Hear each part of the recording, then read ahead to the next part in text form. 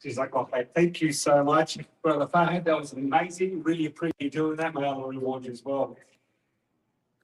I'd like to just, before we go and invite an amazing man that I know very personally and I look up to. I'd like to just thank our distinguished guest that here tonight. So the amazing councillor, Dan Hayes, thank you so much for attending. The wonderful support that we always receive from our D&D friend, Professor Jeremy Chapman, is lovely one there. Thank you so much for being here. And of course, without you, Chair, Ms. Carol Berry and the member of Midland, thank you so much for attending tonight too. It is an absolute honour to have you all here and to have all our amazing guests here tonight. So, with no further ado, I'm going to have the honour and pleasure to ask Shane Nassim Abdi, our D President of Ashab Salam and a scholar of Islam who has taught me many things. He's a very nice man, so I'm actually standing up and further just make him more uncomfortable. That's the amazing features I have with this young man. So thank you again, and here you go. بسم الله والحمد لله والصلاة والسلام على رسول الله وعلى آله وصحبه ومن والاه. أما بعد, thank Allah Azza wa Jalla, the merciful, extremely merciful. We begin and we praise Him and we send our peace and blessings upon His Honored Prophet Messenger Muhammad and his family and those who follow him in goodness. When we speak about charity in Islam, if you were to go through the Quran and the blessed Sunnah, the traditions of Muhammad sallallahu alaihi wasallam, you will find a number of texts that you can see and explain weeks and months on end.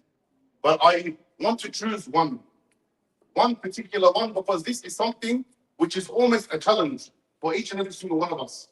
It is something that each and every single one of us should look and to say, if we truly believe,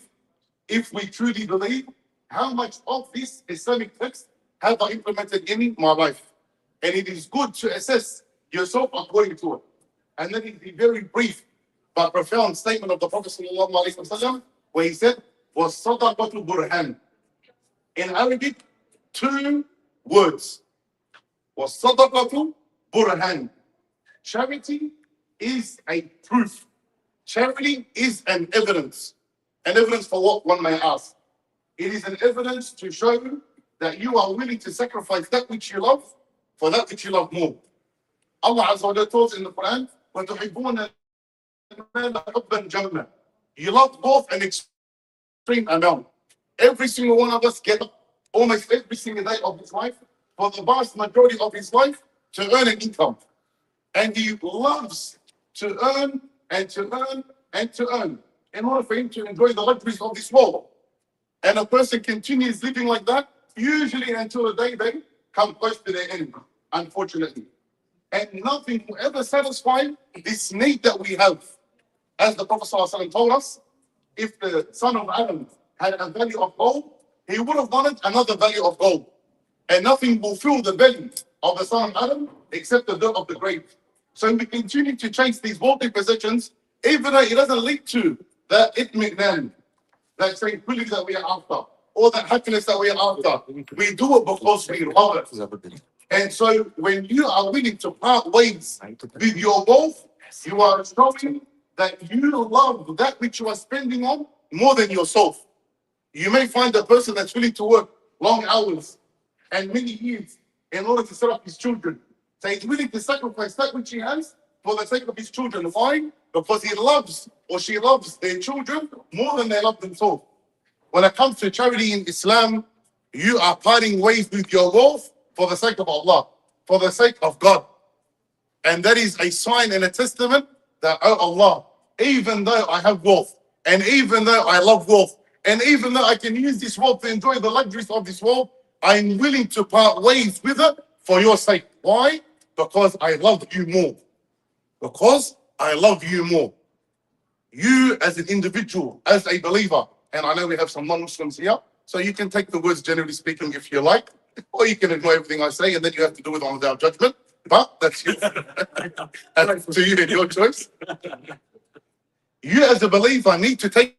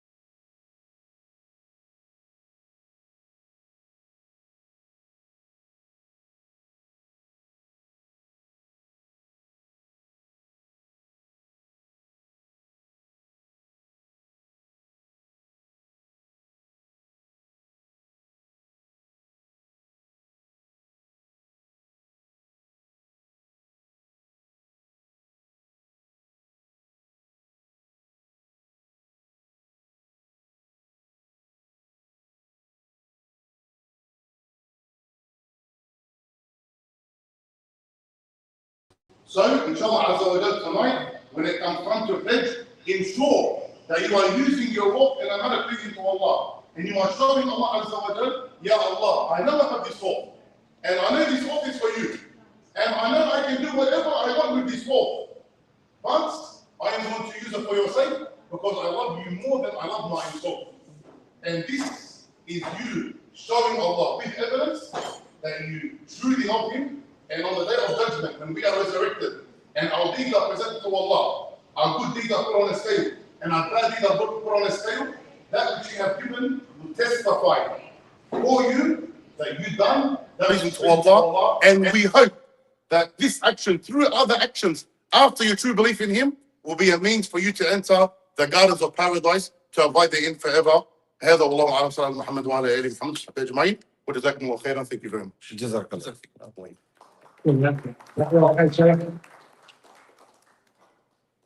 Again, an amazing talk by Sheikh Nasim Abdi, a man that we all look up to here in Illawarra, even though he's not from our region, but we won't hold that against him. Go back to Sydney.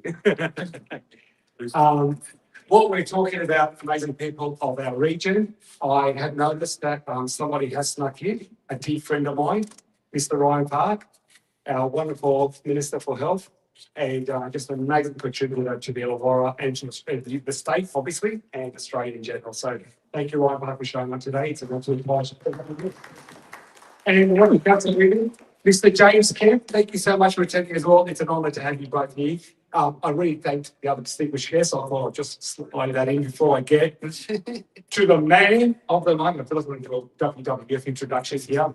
Another man that I look up to, that I absolutely love and cherish, as I do with most of these amazing gentlemen in this room, a man who founded this organisation, a man who's dedicated his time and effort and money, et cetera, et cetera. I talk all day about this man.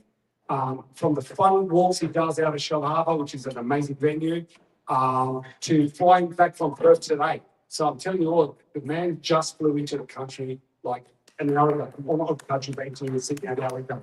So, with no further ado, the one, the only, Dr. Azra Khan, please. Thanks.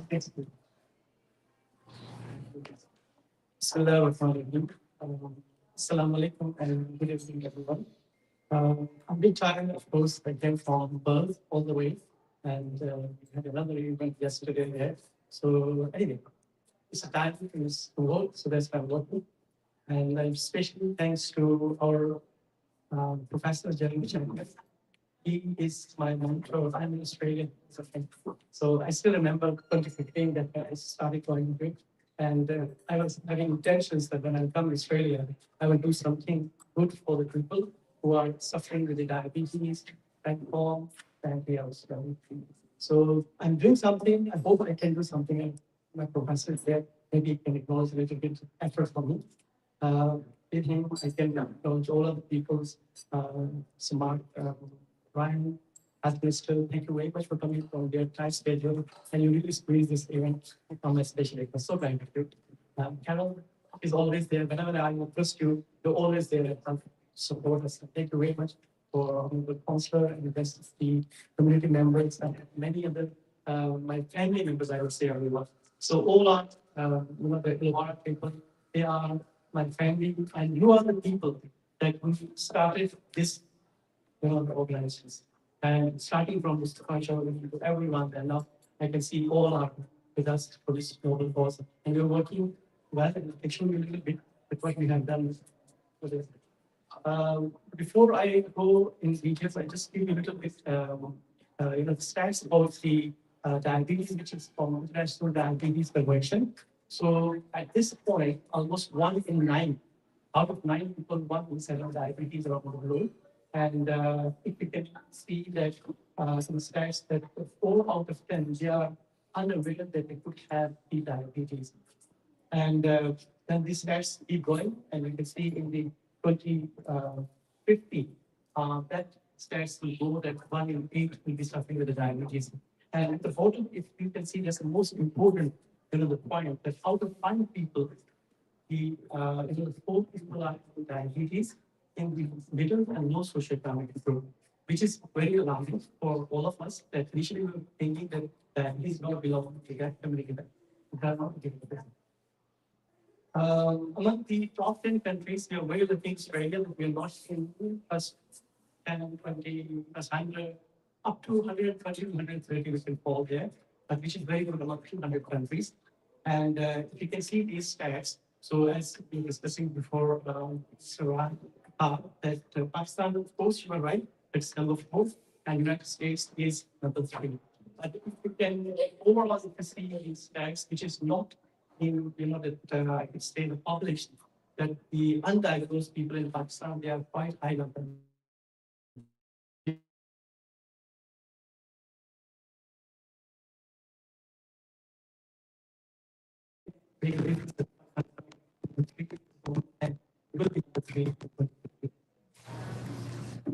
But it is just to let you know that overall population in the world compared to China, India, America, and other countries, if you can see the total population out of 250 million people, 34 billion have diabetes. So that's why in Pakistan, overall, Pakistan is number 1 in diabetes as far as total population is concerned. This is the diabetes in Australia, and I don't like this topic. This belongs to the Vice Chairman, so I leave this slide for you. GBC is registered not only in Australia, but we have the existence in UK, we have existence in America, and also Pakistan. Why Pakistan? Because it's badly with the diabetes, and one for the chairman of one of the board members, who's chairman now, Dr. Asad Nabi, he came from UK, he graduated and he qualified from Imperial College London. So he decided to move to Pakistan to fight against diabetes because the burden is very high. And we started initially the hospitals in 2018. We started building, and it was in 2022. It was full-fledged hospital, and that's the exclusive diabetes hospital in which we have all the facilities where people can get management for diabetes under one roof. Except we haven't started the transplant, which we are ending. That's so probably we can do that one day. When we go like our the board members, anyone who's going on Pakistan, they all celebrate the welcome to visit the centers in Pakistan. And I usually go like in December and January, and I was heavily involved in all the activities that they're doing, because we are doing the fundraising from here, and whatever funds being raised here, we prefer and we buy that can be utilized properly there. So I involved many people there. I usually invite the High Commission of Australia in Islamabad. They visited the centers, and they have shown their satisfaction. It is really satisfying for me. That's what we are doing. It is being utilized properly for the benefit of the people who suffer with the diabetes. About the TTC, I would say the TTC is the home is the Wollongong, and we started from here, and then we tried to move to different states, and at the moment we have resistance almost every state. Initially, what we did that we started with volunteers, and eventually we lead to the fundraising and keep going and teams developing. And now we have existing teams almost every state, except we not yet started in Poland and the Northern Canada. So the important aspect for ourselves in Australia that we need to create the awareness about the diabetes in the community. And for that reason, we always have the event in which we have first off, we always discuss about the diabetes, and we always request the experts like Prof. Jackman and other people in different states so they can explain to people that what is diabetes and how we can prevent. Because initial detection and prevention of the disease is the goal, and it's the key to control this disease and prevent the long-term complications and the organ failures. For that reasons, we usually go to most of the events, and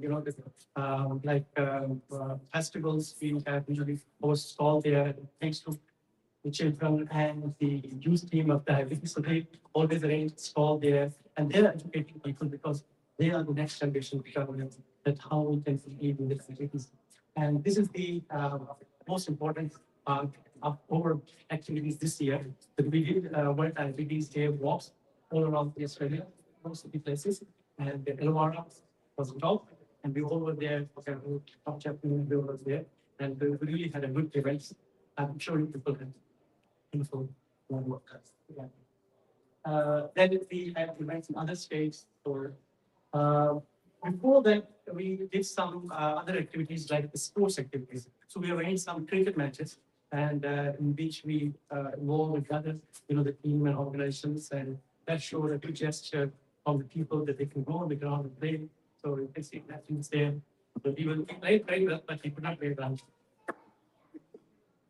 And we also have other things from that.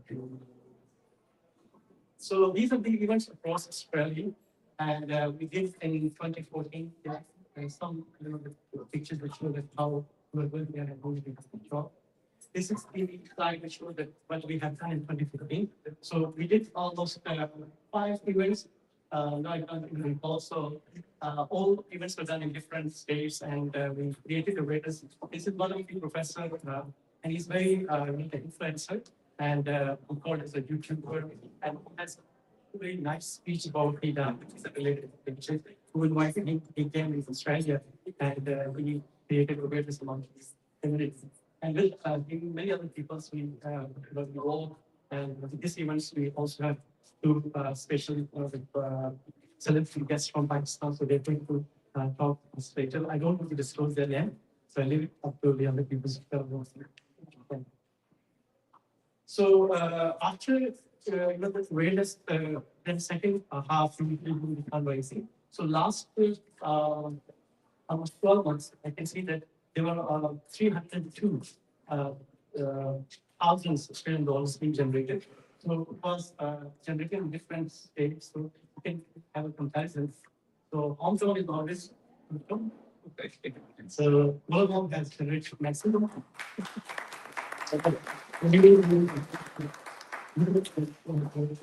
And then after that, we haven't done great in Sydney last year, but before that we had. So this year we're going to have Sydney. So let's see what the city is going to do on. 500,000. 500,000. We're not hoping to that. That's it. Okay, so Canberra is tiny bits, but they're promising me that tomorrow they will do some differences. So let's hope for the best. And they always they are very nice, and I can see both teams they are working very well. And yesterday we could raise up to 20K from them, and we're expecting another 20-30K from them. There's already pledged. So this is my favorite slide. I also mentioned this is our youth. They are doing a lot of work, and I need to be shocking sometimes when they is my science, but he's so kind. He's always helping, and he has organized all the youth states and all children from this state, every state they are working together and helping us a lot. But yeah, I must acknowledge to his mom, Sarmad, she's sitting there. She's always helping me. Now,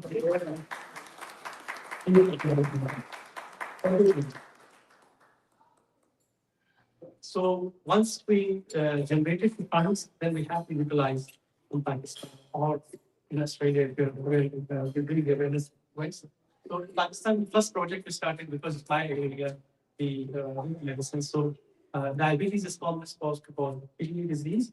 So we started the dialysis service there. In Pakistan, dialysis is almost, I would say that it's impossible for someone to get the treatment for dialysis.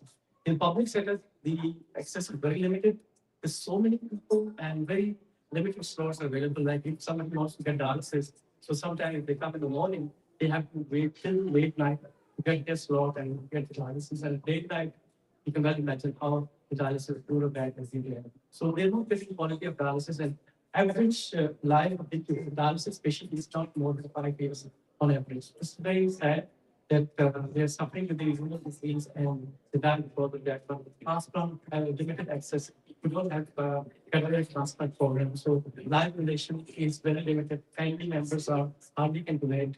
Previously, there were some track meeting was going on, like some people are purchase the kidney, but luckily it's stopped there, and now it's very limited purchase period, transplant going on, which is and not in any hospital, but some people still they are doing. I wish it could be stopped soon, and people can get good quality transplant.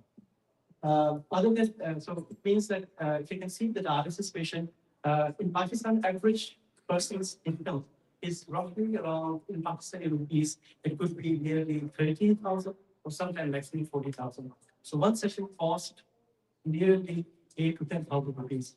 So in Pakistan, we can't do from 3 time dialysis. They get only 2 time dialysis, and it is still very difficult to manage the dialysis for them. And after like 1 or 2 years, they finish all the funds and it goes for all the time and provide the services. That's why we started the service and for last nearly, I would say that 8 years, we're providing free dialysis service for people, and they have a good quality of life. They can have dialysis up to the standard of Australia because we provide all the consumables and everything. We're using Fresenius machines and consumables from them.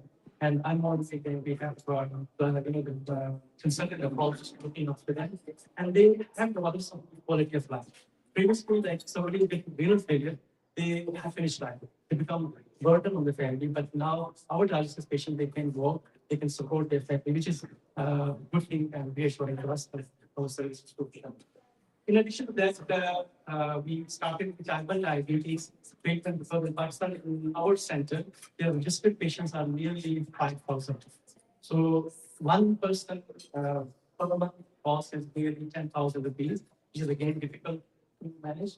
So that's why we started the service from Melbourne. So Melbourne team is looking after that one, and they're generating funds and providing care to people from their center. We also have type 2 diabetes patients, and eventually we started recently the cataract surgery program. It is one of the donor from Australia. He donated $75,000, and we started the service there. We helped them. So it's going on. We had few surgeries last before I come here. So it was 8 surgeries were done on that week. So it's good that the service is started.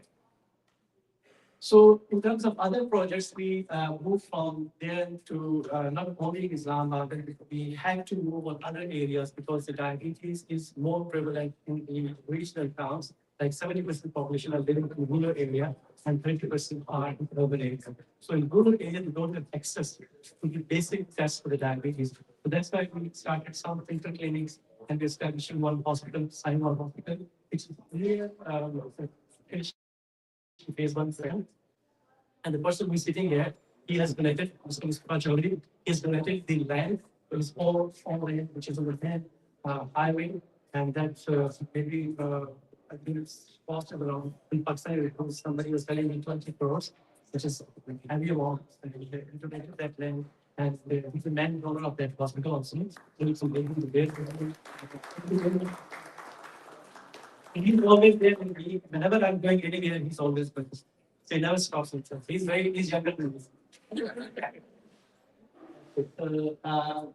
In addition to that, we started the filter clinics in different small towns. And to augment that service, we started the hospital needs project. And that was funded by our Canada team. And they generated nearly $200,000.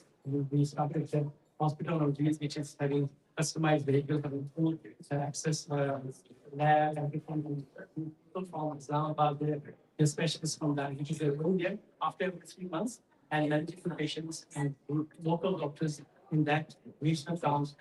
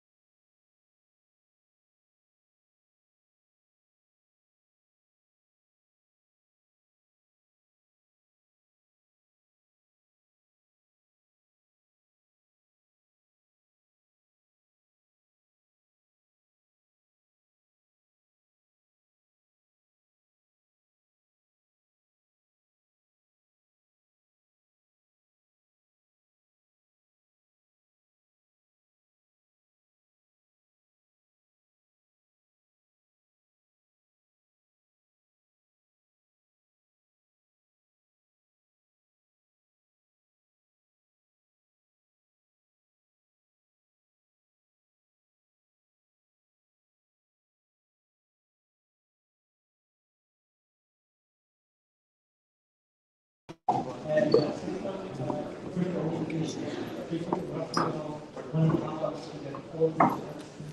so it's possible to do. So this is what I did in Pakistan. I went to holiday, but I know honestly, I got on holiday. So I decided to take holiday. That's happened there.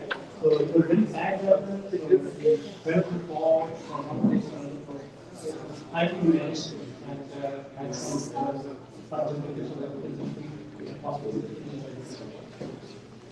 that's all. Thank you very much, everybody.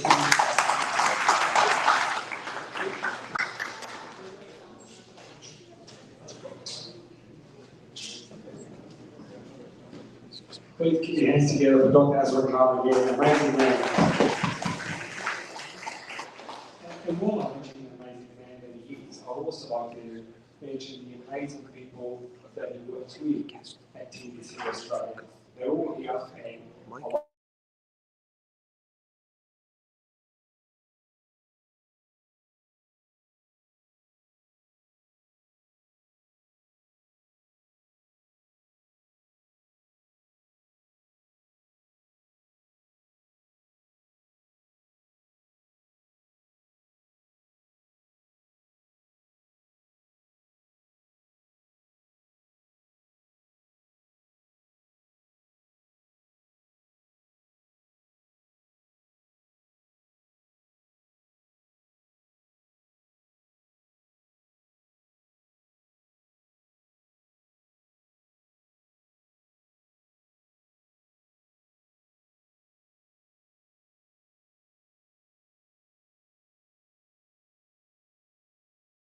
and the opportunity by $50.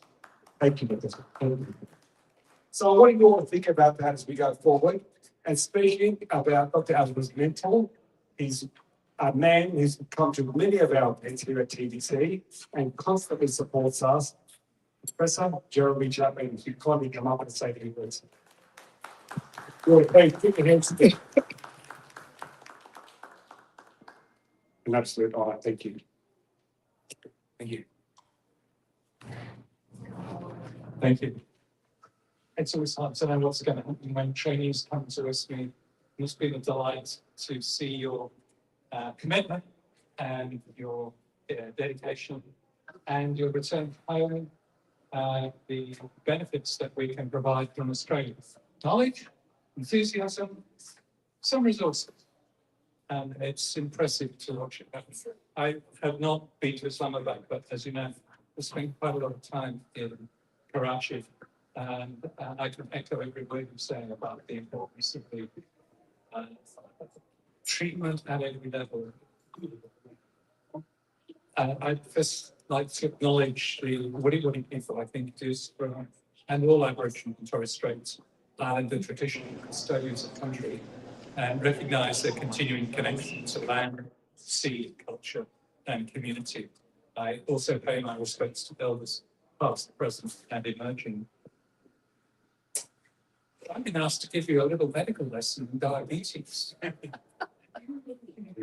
How's your knowledge base? What is diabetes? Consistently raised blood sugar. You're all about to have a meal, and your blood sugar is going to go up.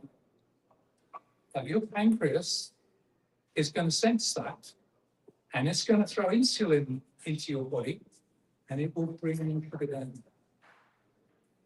But if the pancreas isn't working properly, or it's a bit strained, then it won't bring it down enough. So type 1 is pancreas failure. You give it a kick, lots of sugar, and it doesn't produce any insulin because it's been killed by autoimmune disease usually. What about type 2? Well, type 2 is when it's been given too much to do, it's overloaded. And it is associated with weight, diet, exercise, alcohol, and smoking.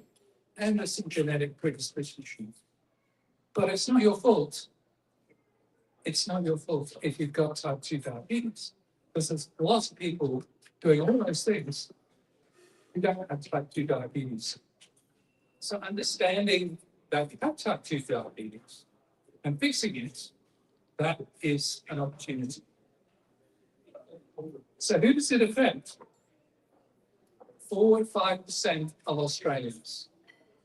It's a little bit vague because unless you've had your sugar tested at the right time, we won't know. So if you're fasting, we could test you. But actually, we need you fasting overnight, test you in the morning and see what your sugar is, because that will give us a guide to your diabetes. So between 4 and 5% of Australians. But it gets a lot commoner as you get older.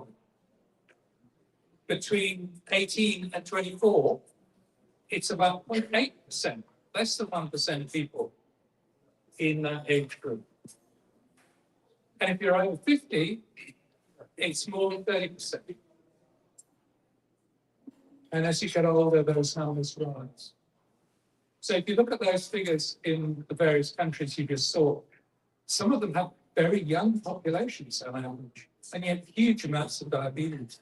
So as their populations get older, their problem is going to magnify dramatically. What about us? What about our Aboriginal population? What about diabetes in the Aboriginal population? Now, I know that the Minister will know these data exactly, but 1.8 times more common for type 1 diabetes in the Aboriginal population. It's a sort of myth that it's not type 1 diabetes in that population. Well, it is. And what about type 2? Well, I told you it's about 4.5% overall. In the Aboriginal population, it's 13%. So 3 times more common. There's all sorts of explanations for why that might be, but actually we just have to get on and deal with it. Is it genetics or? Sorry? Is it genetics? Well, genetics is part of it. There's a story which isn't completely true, but I still tell it to you. That it's to do with survivors from populations that have a poor diet, have very little food. So the Pacific Islands are particularly relevant. So if you're on an island and you can't get off it and you run out of food, then the people who survive are the people who manage their energy most efficiently.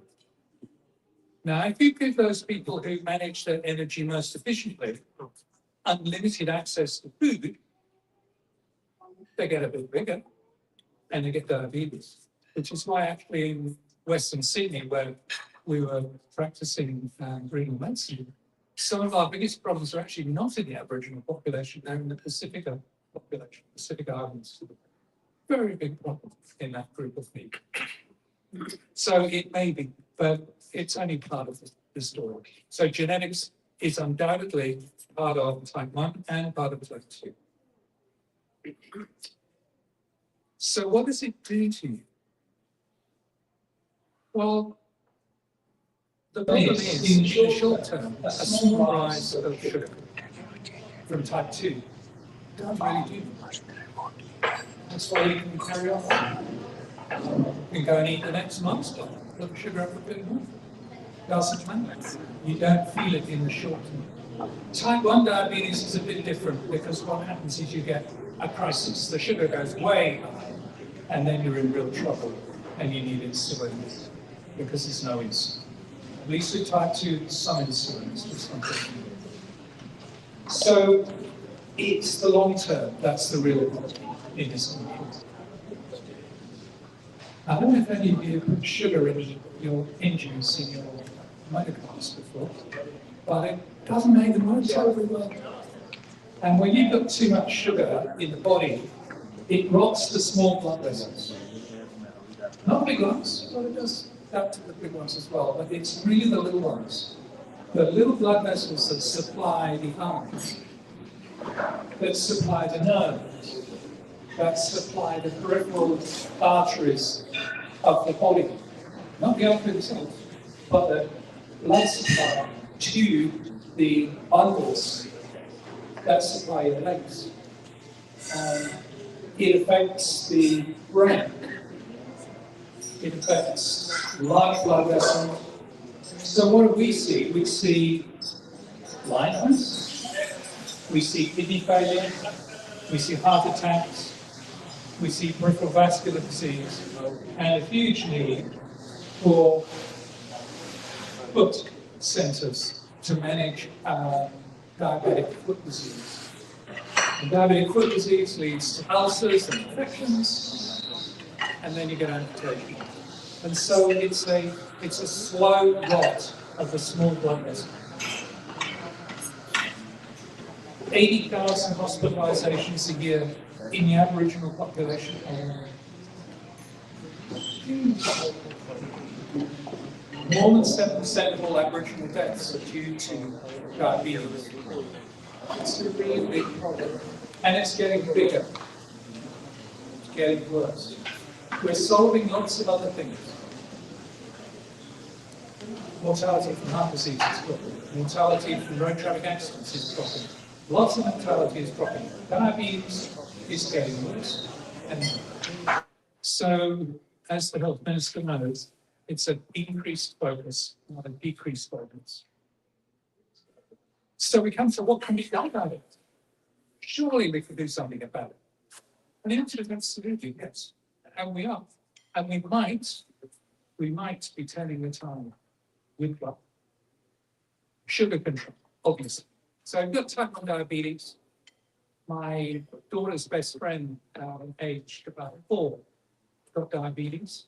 And so she grew up with the age of having to check your blood sugar with a skin prick every now and again, and then calculating at the age of 6 how much insulin to give, how much food she was going to have, how much energy she was going to use, and try and get it right.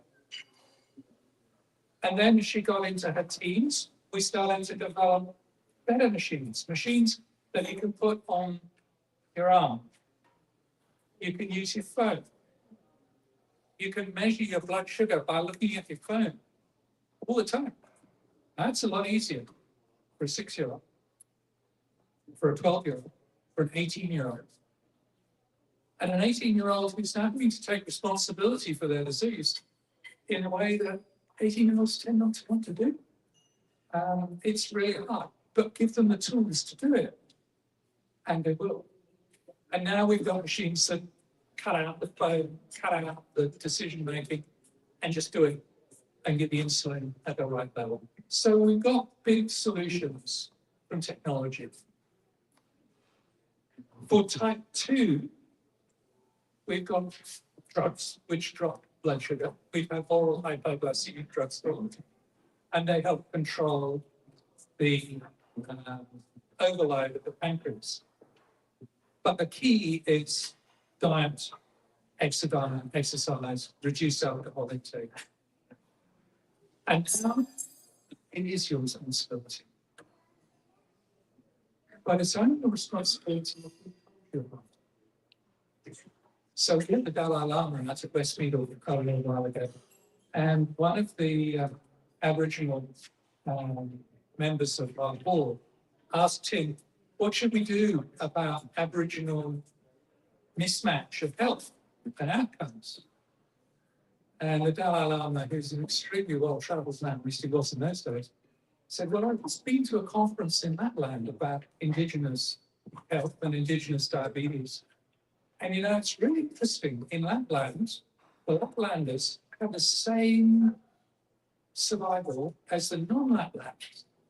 So here's an Indigenous population that has the same outcomes as the non-Indigenous population.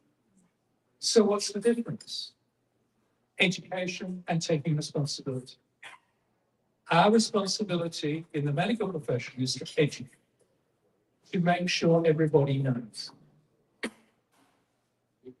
And it's each individual's responsibility to manage it. So we have to give people the tools to manage it. And there are 2 new ones. You probably heard of them. I'll give you 2 examples. GLP agonists, Ozempic, you've heard about them, and it's glucose. So what do? they mimic the body's system for controlling your appetite.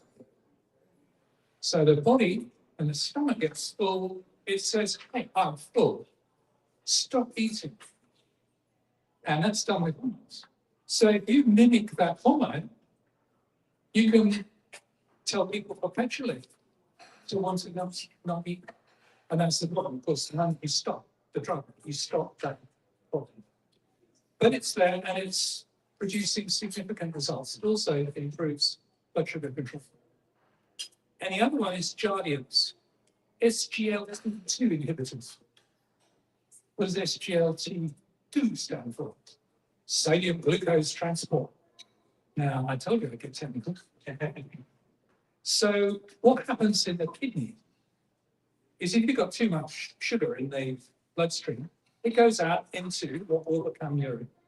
And the kidney then goes, oh, we can't lose all this sugar. And it frantically pumps sugar back into the blood and exchanges it for sodium, a bit of salt. We can afford to lose the salt. Pity that we're getting all the sugar back. So Jardiance and the other inhibitors inhibit that point. So the sugar just goes whistling on. So it puts a sort of ceiling on how much sugar you can have in the blood. Because the moment you go over that ceiling, it goes out through the week. And we were a bit worried that people were going to get urinary tract infections and things, but it's not really an issue. So we've got better drugs, we've got better technology, and we've got better education. And education and personal responsibility are the key. And so, TC, what are you doing? You're fixing it on both ends. My congratulations. Thank you.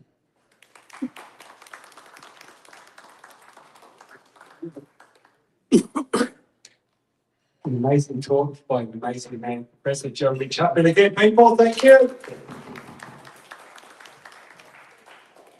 I think there's some amazing points we can take away from that talk by Professor Jeremy, and that is the fact that our local Indigenous population is 3 times more likely to suffer worse outcomes than all of us, to be quite frank.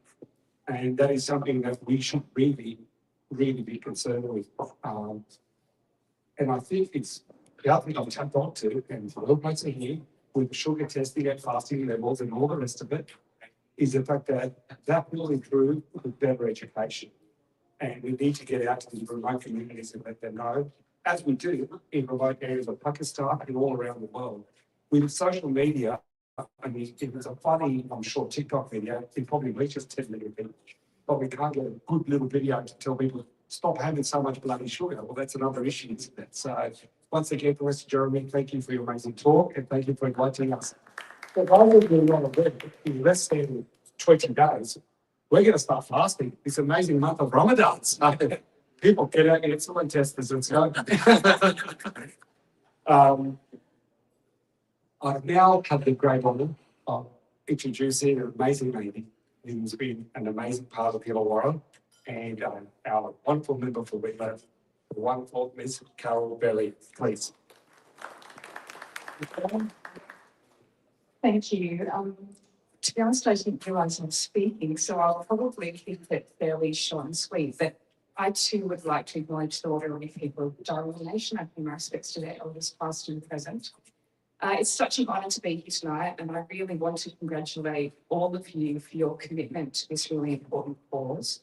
I particularly want to say thank you to Dr. Khan, who is doing such a remarkable job of really driving awareness raising around this really important health issue. And clearly your generosity and your compassion is also driving your desire to give back in Pakistan as well. And clearly you're doing incredibly important work. So it's a real privilege to be here. It's a privilege to be here with the Minister for Health, and I'll call out Dan as well, who's representing the Lord Mayor Tanya Brown. So thank you for this. We're very committed to your cause. We really want to continue to support you in your efforts. So it's a pleasure to be here, and I congratulate all of you for your commitment as well. Thank you.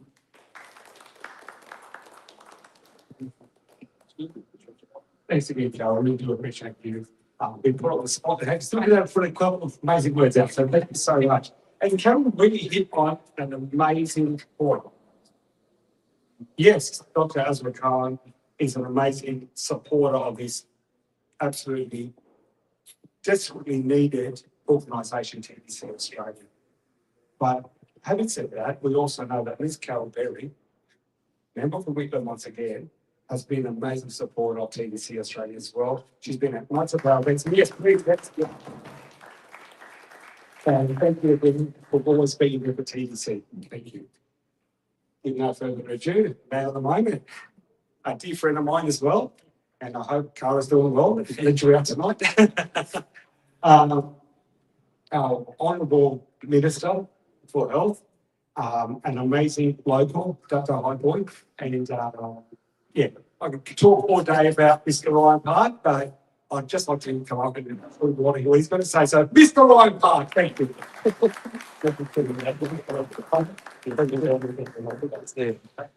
Thank you, everybody. Thank you so much for having me here tonight. I too would like to acknowledge the Wadi Wadi people of beautiful Dharawal Nation as our traditional owners on the lands on which we gather, and there's no finer view of the finest city in the world. For number one, Wollongong, obviously too shallow, but it's a great city. You can see Wollongong well and truly from here. A little bit of haze today, but thank you very much for having me. To Carol and Dan, it's a real pleasure. I want to say this to all of you, whether you're local or not. It's a real pleasure to work with two individuals that care deeply about the communities and the people they represent. I get to see their work each and every day, and I'm very proud to stand alongside with them as part of a group of people who have got the greatest privilege of our life, and that is to represent the communities that, for me, I'm born and bred here, but for many of us, we've lived here most of our lives and grown up here and growing up and raising our own families here. So to Carol and Dan, thank you very much for what you do each and every day for the people in my local community, but people in the broader region. So thank you very, very much. Can I say a little bit about Dr. Khan? I want to say, I'm going to say a bit about Dr. Khan. But in a little while back, when I was about 2 years old and went for about 3 years, I had nephrotic syndrome and kidney disease, and my mum would spend an enormous amount of time at the kids' hospital, at the Wollongong hospital, treating this sick kid. And as a result of that, I had to have regular checkups. Professor Chapman would be happy of my kidney health and things like that. And my mum checks in and knows when I'm having them. And I told her I'm being treated by Dr. Khan. And she said straight away to me, a lot of people think he's a very, very good doctor. But now, then she proceeded to do the questions about what did they find, what is this, and everything was all clear. But Dr. Khan, can I just say this? Our community is very lucky to have you. We're a region with our own health challenges when it comes to diabetes, and we're the region with our broad health challenges as well. But not only as the health minister, but as a local member of parliament, but more importantly than that, as a father of 2 young boys, to know that we have the skill, the dedication, the commitment of people like Dr. Khan and others in this room. We're a very, very lucky region. And I think tonight is an important opportunity for us as leaders to recognise the leadership of Dr. Khan and others, both locally and back in Pakistan, for an incredible commitment, arguably a lifelong commitment to keeping people well and preventing, as Professor Chapman says, a really challenging disease, but one that we can do a lot more to prevent and one that we can do a lot more to educate and treat people with. So to Dr. Khan, thank you for looking after me. My mum's very happy, but thank you for what you do in our region. It means so much to me as the health minister that we've got someone like you here looking after patients that mean a lot in our respective communities. So thank you very much. To all of you, this is a big challenge. It's a big challenge for the New South Wales health system. Professor Chapman has been a leader of this out at Westmead for such a long period of time. A leader not just in New South Wales, not just nationally, but internationally. And Professor Chapman, I think you're into retirement now, but we as a health system have been very lucky to have you. You have been a real pioneer and a leader in this space. And based in Westmead, arguably the heart and the centre of diabetes challenge in New South Wales and indeed this country. As Professor Chapman said, West and Southwestern Sydney is where this really spikes. We've got challenges in the Aboriginal and Pacifica community. We've got challenges in the general population. And people like Professor Chapman for a long time have challenged governments and political leaders and legislators like me to do more. And I hope that challenge continues, because this is not just a health issue. We need to make sure our communities are more walkable and livable and more mobile. We need to ensure our estates and our housing developments allow people to be active and move. We need them to be able to access fresh food in the same way they can access, or even a faster way that they can access fast food. And we need to make sure that we're providing those opportunities for people to learn about diabetes, to understand it, and most importantly, from my perspective, where we can try and prevent it. Because that is the real challenge here. Yes, of course we want to treat people. Yes, we want to make sure that they've got access to the latest drugs and technologies. Professor Chapman and Dr. Khan talked about to do that. Of course we do. But we also have a big responsibility, particularly for the next generation, to try and take this curve off and to try and see if we can prevent it in the same way that we've prevented other serious illnesses over the last 20, 30, 40, 50 years. And we, as legislators, my responsibility, and Carol's and Dan's at a local and federal level, also have a responsibility to be your advocates, to be people like Dr. Khan's advocates in our own respective parliaments, and to make sure that diabetes stays front and centre when we're talking about preventative health going forward. Because arguably, it's one of the biggest preventative health challenges that we are facing. To give you an example, we've just asked our local health districts, 17 local health districts across New South Wales, to put forward their key preventative strategies and what they're going to be focusing on around prevention. Something very important to me. It's something very important to our Chief Health Officer, Dr. Kerry Chan and Susan Pearce. Important to me because prior to this role, when I started off as doing my undergraduate degree in health and physical education at the University of Wollongong, just down the road here. And that was something where I spent time with nurses and clinicians learning about this disease and learning about the ability for us as a nation to prevent it. What we need to do from our local health districts is see real action. I'm really pleased to let you know that 13 of the 17, so a proportion that will cover around 6 million people in this state, 13 of the 17 have submitted that they want diabetes prevention. They're their number one priority. And working with the Diabetes Centre, incredible leaders like Professor Chapman and Dr. Khan and others in this room, we can make a difference. We can make a tangible difference to the lives of people living with diabetes, and we can make a tangible difference to the next generation who we want to prevent having this. But to do that, it's not just the health ministry. We've got to look at the way in which we develop our suburbs, the way in which we provide education around diabetes in our schools, the way in which we make sure that our communities are as active as they possibly can, and we provide opportunities for people, regardless of their social situation, to get out and move. And we've got to make sure that they can access fresh food, because that's a real challenge. And where the work that Professor Chapman was doing in the heart of Westmead, that population and that part of Western Sydney is challenged simply by the volume of fast food options and high sugar food options that are available to communities. We've got to try and reverse that as a society, and we've got to do what we can to partner with organisations like the Diabetes Centre to try and make a real difference. So on behalf of all of our communities, in particular Dan and Carol's and myself, thank you so much for having us here tonight. The work that you're doing is making a difference. The work that you're doing is saving lives. There will be people that your work will benefit that may never have diabetes, but because of your commitment, your work, your effort, we've been able to, as Professor Chapman says, educate, inform them, and they've been able to go on to make better choices about their own health and lifestyle. And for that, as a health minister, I can't thank you enough. And Dr. Khan, I say once again, we are very, very lucky as a community to have someone who not only is committed to this region, but goes above and beyond for communities thousands and thousands of kilometres away. He doesn't have to do that.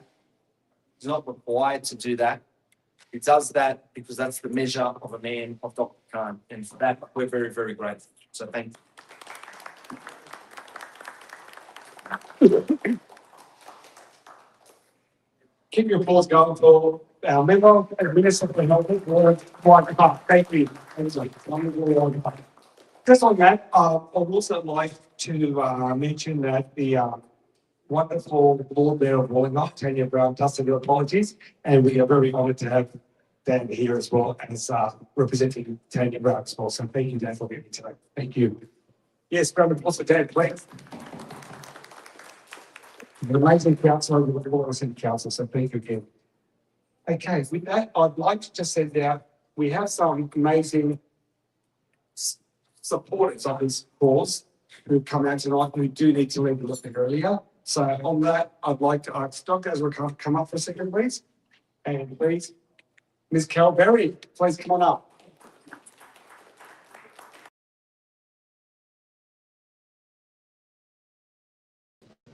Thank you so much. Thank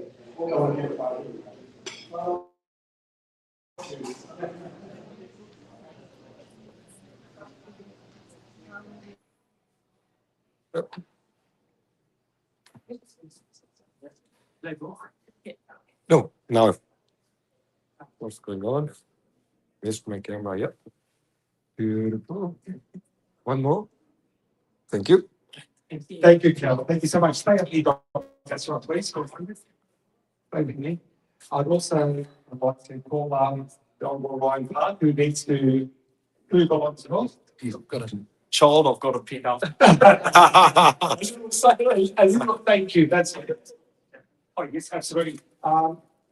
Send it with it. If Mr. Sorry, our Professor Chapman, if you'd come up for a moment, please. Yes. Dr. Ezra was very modest, as you know, and is insisting that you actually presented to the Minister for Health. Thank you. Yes.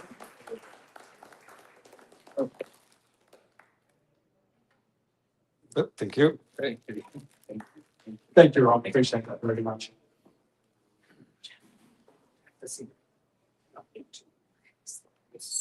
First, Jeremy, before you sit down, can I get you to place that up one more time?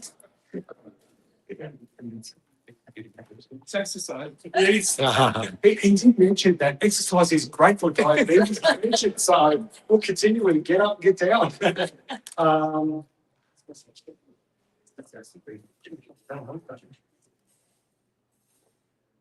Another very modest man who refused to come up and receive his acknowledgement and appreciation.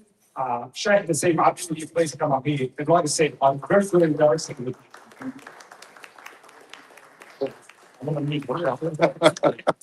Shane has to head back to Sydney. Well, you spoke about Western Sydney and it was going to get sensitive. Well, so I suggest a little bit more exercise, little bit, brother. No, not very clear. Ready? 1, 2, this way, please. Thank you. Thank you, Chef. I'll see you later. I'm sure you will. So with that.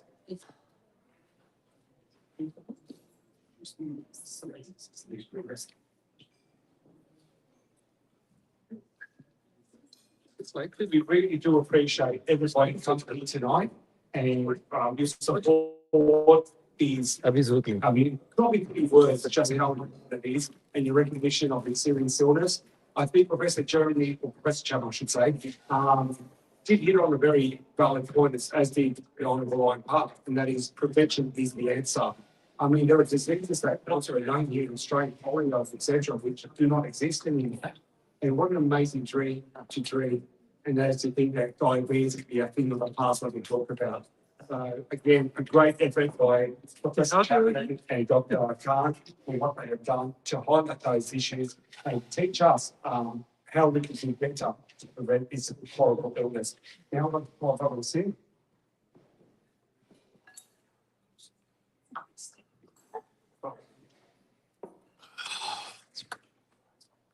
Good evening and assalamu alaikum, everyone. Thank you very much. Mike. Samir, should Mike talk like that? Keep on, video. Mike close to the mouth. Yeah, put.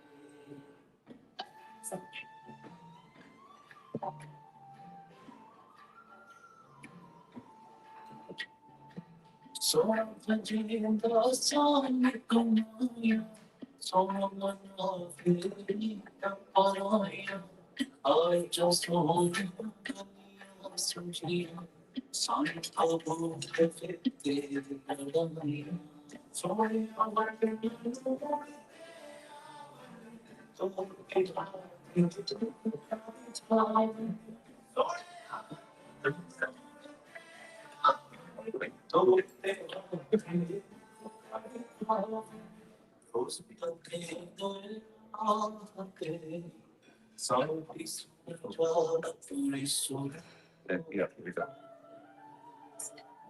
Big.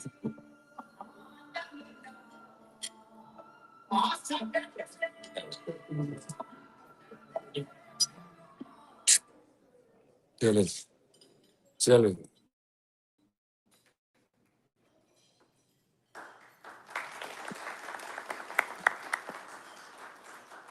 Good evening, ladies and gentlemen. I am very honored to present to you a very talented, visionary storyteller, appeared as artist and one of the most influential voices in contemporary South Asian cinema.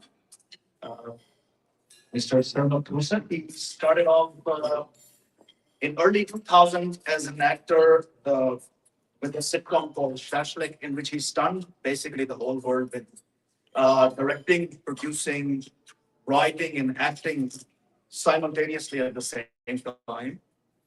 Some of the critically acclaimed work is Pani Ka Sapyar, Hamsafar, and Shehrazad, जिसमें सरमद साहब ने अपने साथ को completely मजबूत किया. And he basically, because of his creative courage truly shown in cinema in 2015 when he portrayed an iconic writer, Sadat Hussain Pinto, and he delivered a performance that earned critical acclaim. He later became associated with groundbreaking Pakistani films such as Bulli, Bulli, Motorcycle Girls, and helped redefine the landscape of Pakistani film. In 2019, film Zindagi Tamasha gained global recognition. The film premiered at the Busan International Film Festival, where it won the prestigious KMG Award, and it went on to represent Pakistan at the 93rd Academy Award.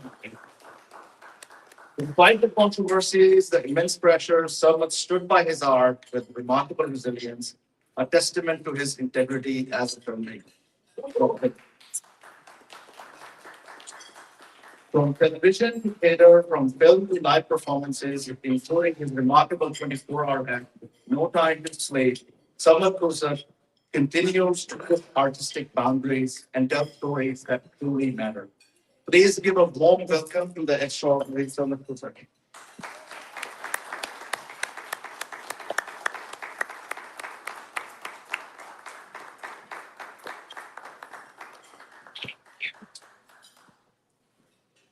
Assalamu alaikum and hello. That was embarrassingly long.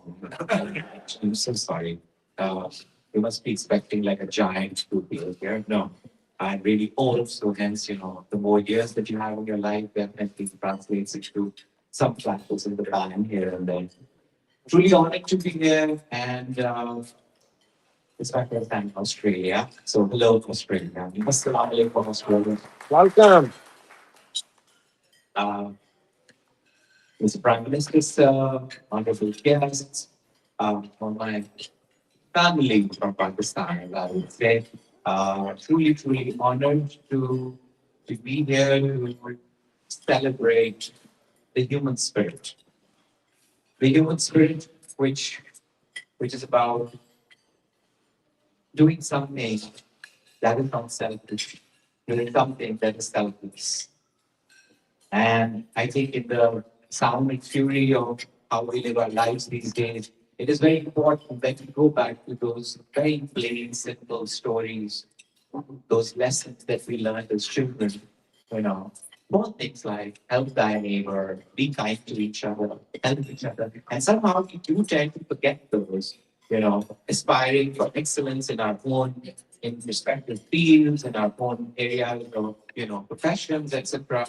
I think we do tend to get drowned in that noise, and we forget how important it is to do what we can do.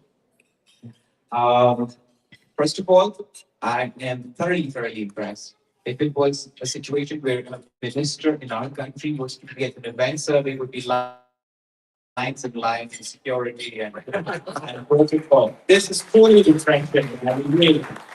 I'm sitting in the same table.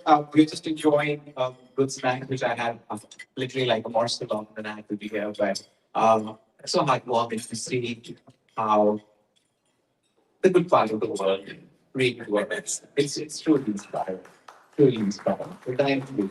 Thank you for again, it is a question of how we set these kind of small steps for others to follow. For life to just retain its basic beautiful essence. And what is even more heartwarming is that usually when you look at brown people living in another part of the world, it's usually about opportunity, immigration, and better life for themselves only. But just this initiative says so much that the spirit to give back to where we come from, to stay connected, and to return from where, I do find it to be a bit cliche, the idea of roots, but roots are important. What are we without roots? What are we without a connection to where we come from? So even just this idea of all of you having the graciousness and then putting in the right amount of hard work, which is evident through what TPC is doing, it is again a lesson I will take back home, a lesson I have come here to learn more about. I was a part of the foundation laying ceremony in Sahiwal, and seeing is believing. And it was truly extraordinary to see that trust is just based on transparency, on humanitarian grounds, on basic human trust. So whatever you guys are doing, living here, the diaspora, the expats, that is also worth an applause in the room.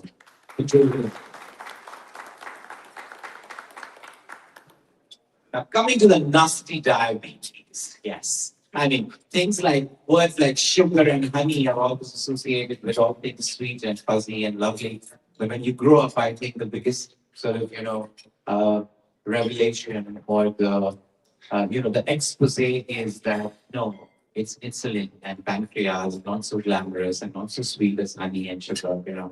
I have a ton of people, literally a ton of people in my family, like every time I go for my, usual doctor's checkup or my lab testing, I'm scared that, my younger sister is pre-diabetic already.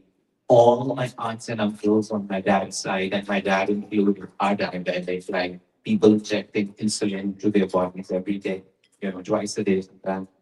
All my uncles and aunts on my mother's side, the ones who have survived, um, all diabetic. So, I think disease in a strange way is the most fair thing because it's not racist, it's not classist, it's not ageist even, You have people like one of the biggest superstars of our country, Afgan Khan, who's like, I don't know, he's like a Shah Rukh Khan or even bigger, I don't know. I think a round of applause for Afgan, the superstar. Afgan is diabetic. And I know from it. And that type of diabetes that you catch when your body goes through shock or like a disease, it's not genetic. So I used to work with him and see him like injecting insulin during, breaks. It's really like, how disease just hits you and you're grounded, humble, challenged at the same time. But honestly, in Pakistan, as you traverse through the country, reality and life changes. It's not just geography and landscape. As you exit a bigger city or provincial capital, it's not just landscape that changes. It is resources, it is facilities. And it can be so steep, the difference, From basics like clean water to having access to like a decent hospital or a health facility. It really is like, yeah, very overwhelming in so many ways and also eye-opening and humbling at the same time. So when I went to Sahiwal, which is not too far from Lahore, it's perhaps, I don't know, like twice the distance between Sydney and Wollongong, but really, as you go through the distance of that journey, you will see how life changes, how opportunities are left behind, how resources are left behind and become people. So connecting it back to, now I come from a middle class family where people could afford insulin, where people could afford that kind of, care and some access to health. But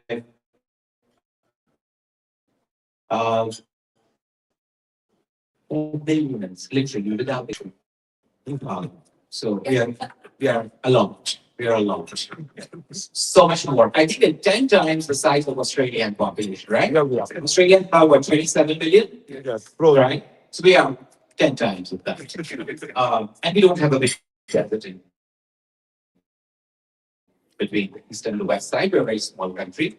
But well, in any case, too many humans, very few resources. So all such initiatives, be it TVC or any other, humanitarian initiatives, they do seem like a big contribution, but they're just, like tiny drops in the ocean, trust me. So whatever we are doing here, all of you coming together, all of you just again reconnecting with where us brown people come from, a few people who have graciously not just accepted some of us, but also, we have created this world which could be beyond just, geographies, this world which is more about, the species inhabiting it, co-inhabiting it. So I speak a lot sometimes, I'm very happy to be here. This is my first time in Australia, as I mentioned. So I'm still a little dazed. The air is too clean for me. The roads are very speckless, I'm still trying to grapple all of that. I come from a city with AQI can literally make beyond, I don't know, Nadia, how much is it? Something like More than 200. more than 200, like on average. So I'm breathing well, I'm feeling well, I'm feeling this great spirit in this room because most of you have left your snacks and are listening to me. That's truly heartwarming. That's all an actor or storyteller looks for, a riveted audience. So without further ado, I would also like to call one of the biggest superstars of my country. And I'm so privileged that she happens to be my oldest friend, as in not just age-wise, but somebody with a very dynamic career spanning between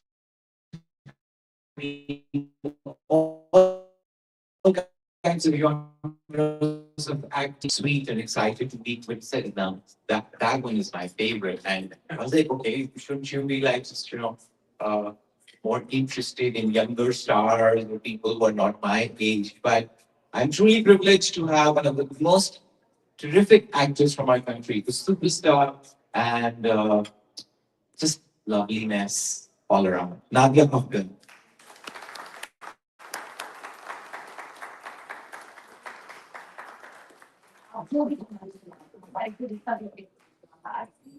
Even in chaos, I need to find some kind of beauty.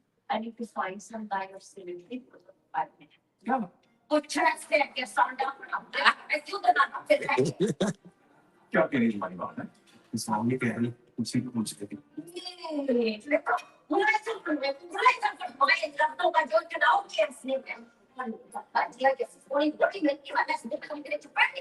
कौन जाति का है तू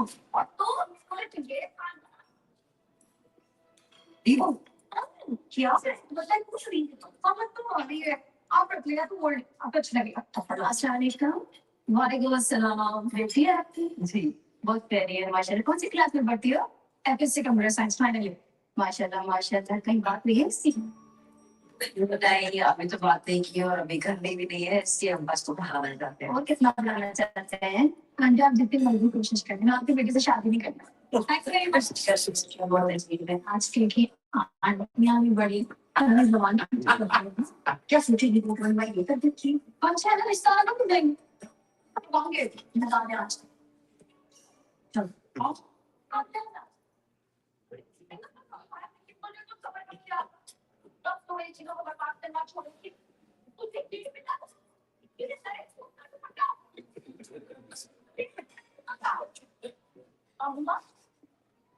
अगर आपने दुपट्टे में person मिल जाता तो अपनी बेटी की तरफ भी देख लो अच्छा बेटा क्या देखता मैंने आपकी तरफ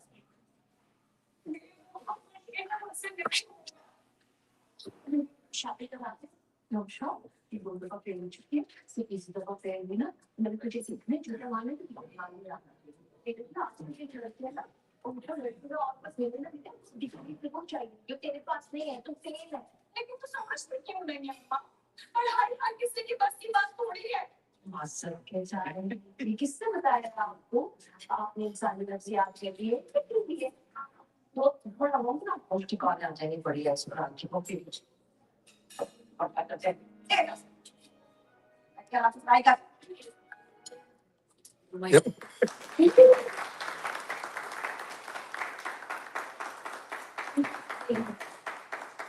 And then how does it feel to be the favorite?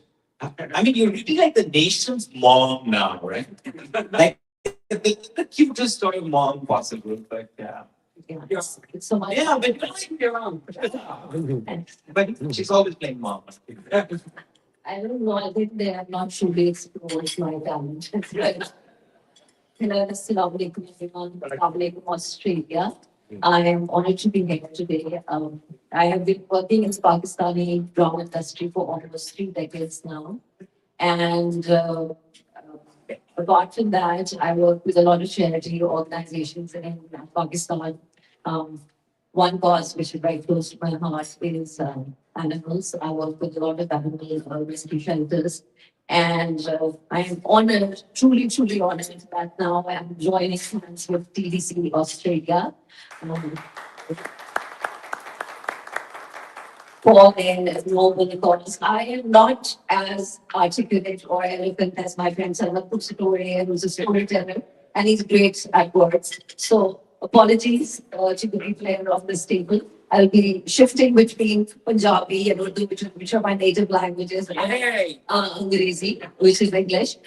So thank you so much for having us here. This is also my first time in Australia. Thank you, Sarmad, because when GBC Australia contacted them, Sarmad was asked me if I would want to be a part of this, and I was like, definitely.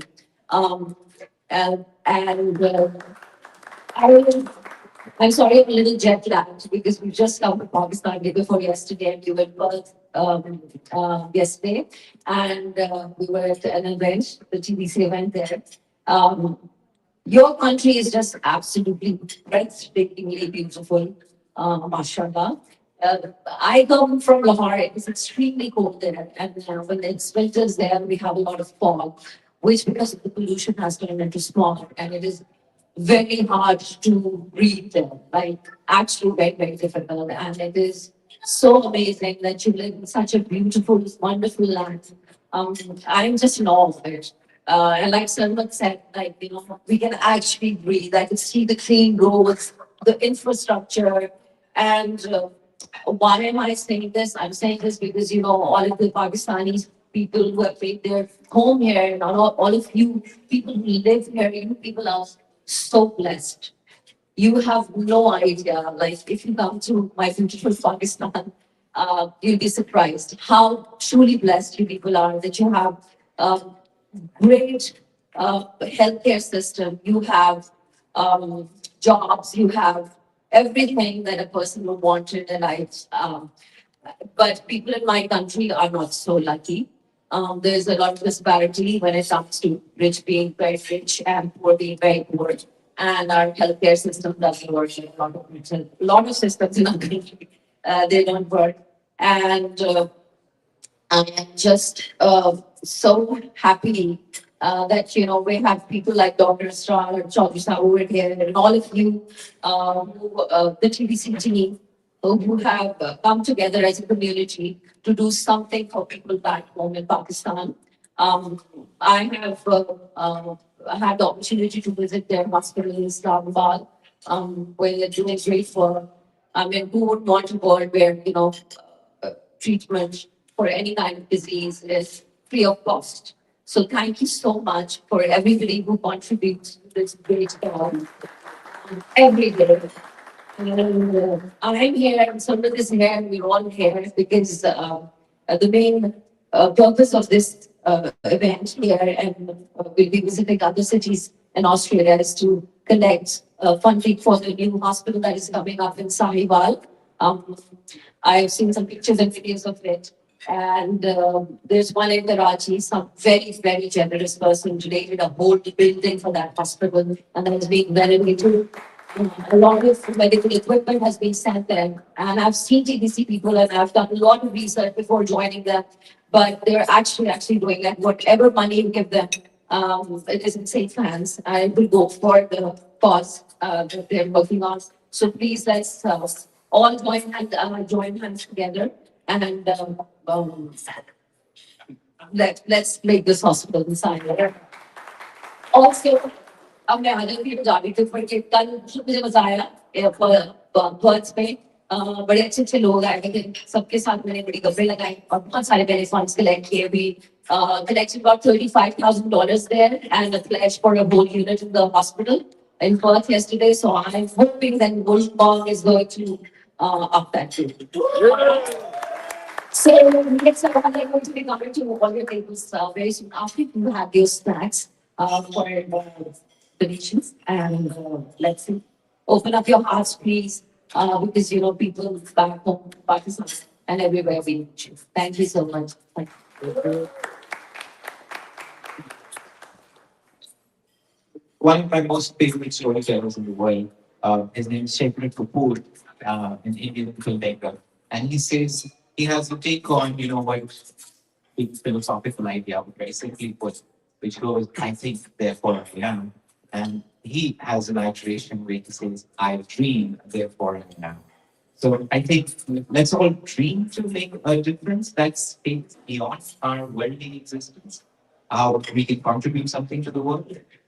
So I would just say that it's not about how much you donate, it's the spirit that matters. Of course, we would want the number to be significantly big so that the hospital can be made as quick as we can make it, inshallah. And yeah, so let's dream big. We have big dreams. I came to Australia with the dream of meeting Nicole Kidman and Kate Blanchett. Please make it happen. I don't know. And where is the Minister of Culture? and Chris Hemsworth and maybe Hugh Jackman. Yeah, I mean some wonderful exports of Australia. I mean some of the and Baz Luhrmann. Like such great cinema and such great actors. Yeah. Okay, yeah. Okay, I'll okay, but yeah. Okay, in any case, so we are dreaming big. So I dream, therefore I am. So my dream is big. I hope that we won't be disappointed at the end of this evening, and we would proudly say that we were in Wollongong and we supported humanity in a big way. Thank you. Yes.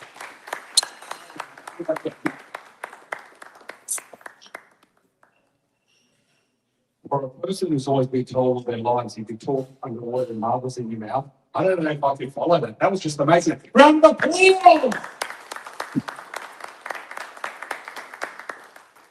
And that might be your first time in Australia, but it's my first time putting a microphone down to clap for someone. So well done. Congratulations. And thank you for being here. It's an absolute honour.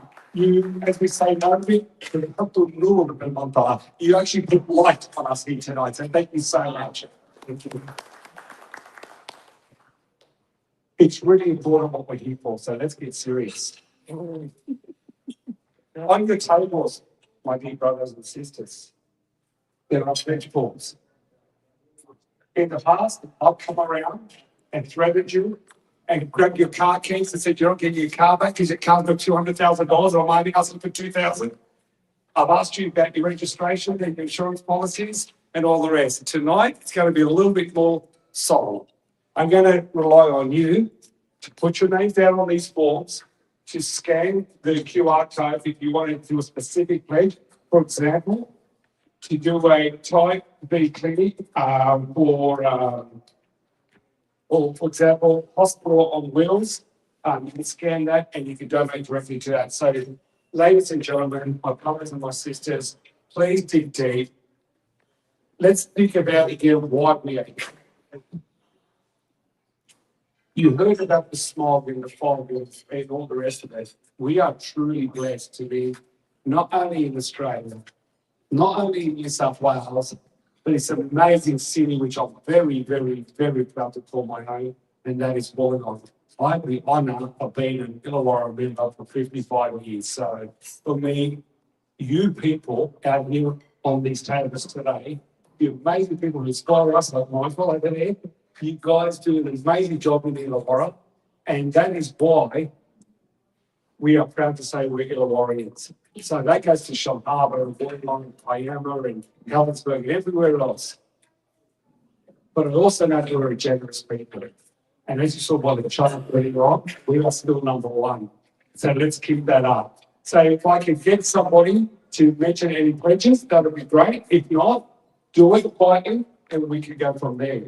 But I will start by saying I just had a message from Masjid al-Salam down in Berkeley, from Sheikh Nassim Abi was just here, and they've started the donation at $1,500. So yes, please, thanks.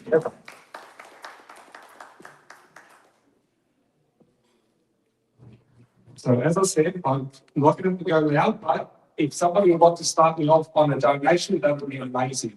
So we have $1,500 in Masjid al-Salam. Can we match that somewhere?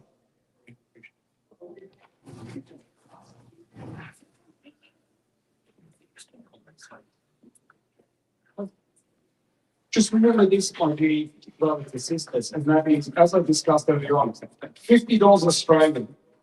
Who's ever flew an LA car lately for $50? You wouldn't get that. But $50 Australian is dialysis for one person in Pakistan. It's literally the difference between life and death. Remember what they said earlier on? Dr. Iqbal donated $5,000. Allah. We've just been told Dr. Iqbal donated $5,000. Thank you. Allahu Akbar. That is amazing. Oh, God, Dr. Iqbal, may Allah reward you and reward everybody here. So we got 1,500, we got 5,000. Come on. Remember, we did 18,000. We could do better than that. We've just started. Anybody else would like to publicly announce? While I'm at, I'd like to thank Dr. Zafra for all the work that he does as well. I know what you do in the background. You're very humble, I know as well, but I do appreciate everything you've done for TDC Australia. Thank you so, so much. That is amazing. Thank you. Yes. Any other donations? We're at 6,500. I think we should please get to 10,000 pledges before we go any further.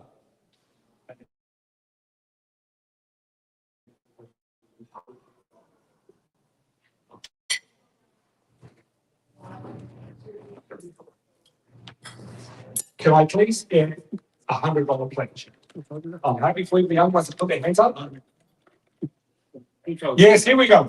$2,000, tabarakallah, may Allah reward you. That is amazing, $2,000. That's fabulous. Anybody else volunteer? I'm walking the room now, so watch me start making myself happen. Do we have any other pledges that I can say publicly? Oh, wow, that is amazing. And what's your name, Princess? Nadia, I've just donated $200 from her money. We're going to give me Nadia. Thank you so much. There you go, guys, look at that. Maria, how old are you, Maria? 10 years old. Give me $200. So if you're 20, I want 400. If you're 30, you don't want That is amazing. That is absolutely amazing. Anybody else before we get to the next stage? Oh, here we go. I can see some money right there. Yeah. Okay. Oh, wow. You are amazing. Absolutely amazing young lady. What's your name? Lord is next. Can we show everyone? Look what she's just given me. Amazing. How much dishes do you have to do or cut with the grass to raise that? That is incredible. Oh, wow. Oh, wow. I just heard something amazing. This young lady is donating her heat money. She's been saving. I mean, for those who don't know, when we finish the fasting of the Ramadan, we have something called an Eid, which is our celebration. And traditionally, we give the children some money as a gift or with other gifts and so forth. This young lady's donated all her Eid money to TPC Australia. Round of applause, like me.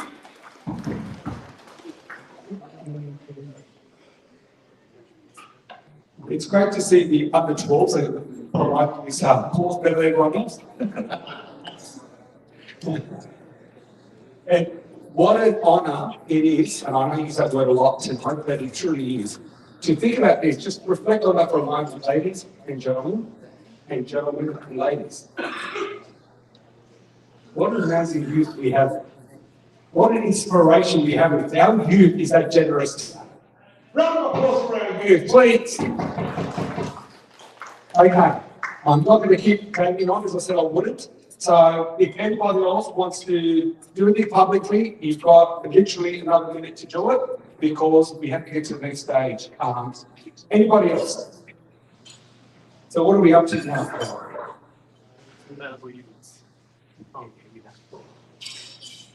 Oh, that's nice.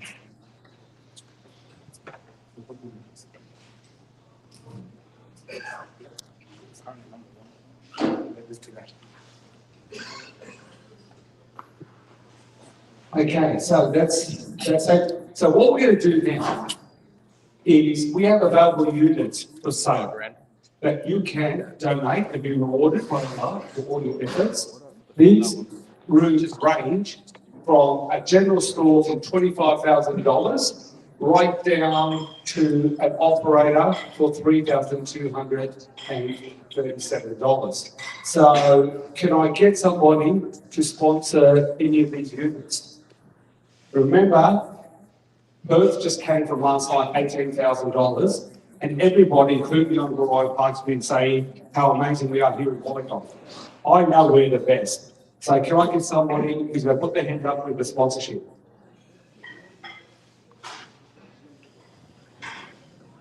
So as you can imagine, to build a hospital, all these amenities are required, and we can't do it without your support.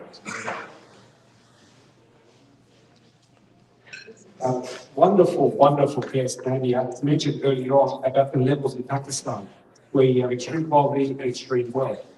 It's our job, and as you all know, Islamically, you are promised. Or if you give $1, Allah will reward it with 10, please. So you are not giving away your money this time. Do not kid yourselves. This is not your money.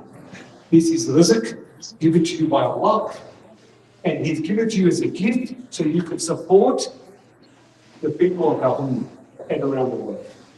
So once again, I will still Multiple people can also sponsor.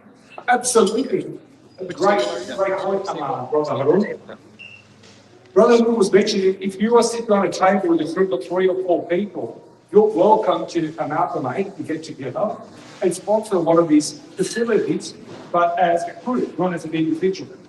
So once again, we all know that today it's going to cost you $120, $130 just to put fuel in your car. So I'm sure if a group of us got together, we could raise at least the entry level of $3,237. So don't let Perth beat me. I need somebody to start by sponsoring one of these units. Can I have someone to sponsor a unit, please?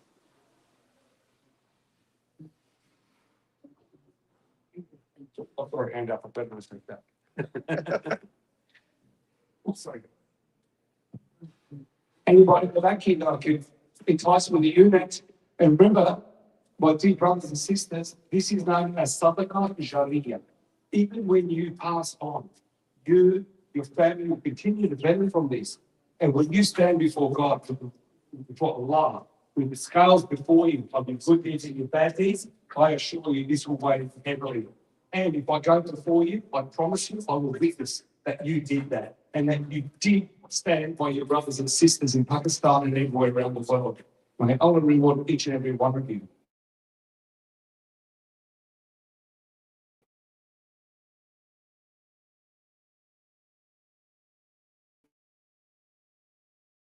We're not getting a lot of public promotion, but I know that a lot of the brothers and sisters still do on their quiet, which is fine. So please keep supporting us. So we started with the big stuff. Now we're going to get into the little stuff that you guys have brought us with today. As you see there, in Australian dollars, equipment you can sponsor to save a life today. I want you all to stop and think one thing, just right now. One thing. Close your eyes for a second. Just close your eyes for 1 second, please. Close your eyes. Yeah. I want you, when you open your eyes, to think of the most important person in your life. Your wife, your father, your mother, your child, whoever, your grandchild. Open your eyes. Open your eyes now and imagine that child now, that person needs your help right now. Now, not tomorrow, not in an hour's time, right now. Because that's what our children, our brothers, our sisters, our mothers, our fathers, our aunties, our uncles, that's what they need right now. So can I start again? We have everything from $261 for a BMI scale, right up to a dialysis machine at $361,000. My God, would I be proud if we put that together tonight? So can we get somebody who's willing to sponsor? The list is there. If you need any help, you need to get a group together, let me know and I'll support that. So do I have a sponsor of any of the equipment? You can do a blood gas analyzer, $795. That's not even red joke on your card this afternoon. Can I get somebody support? Yes, we can. And you would like to support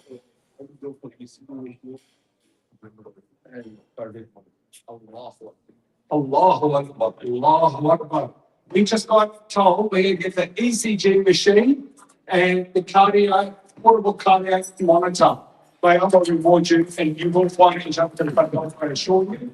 And as I said, everybody here, including everything around you, will witness that you did the Sadaqah Jariyah. May Allah reward you. That is absolutely amazing. What a way to start. Okay. So, can I just get someone to sponsor BMI scale? $261. Come on, let's help our brothers and sisters. A BMI scale, anybody?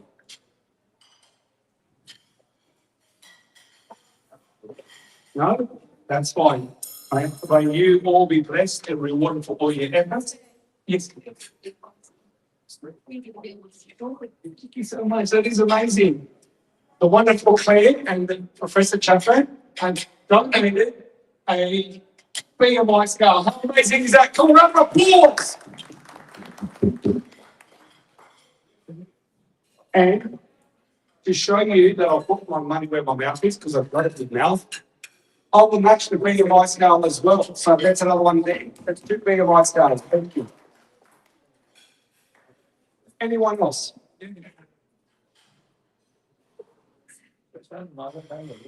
Anybody else? Well, once again, I will not hesitate to say how much I appreciate each and every one of you being here tonight. And your support can never be expressed enough with words for what you do for TPC Australia. It is truly amazing. Thank you, God. Thank you all.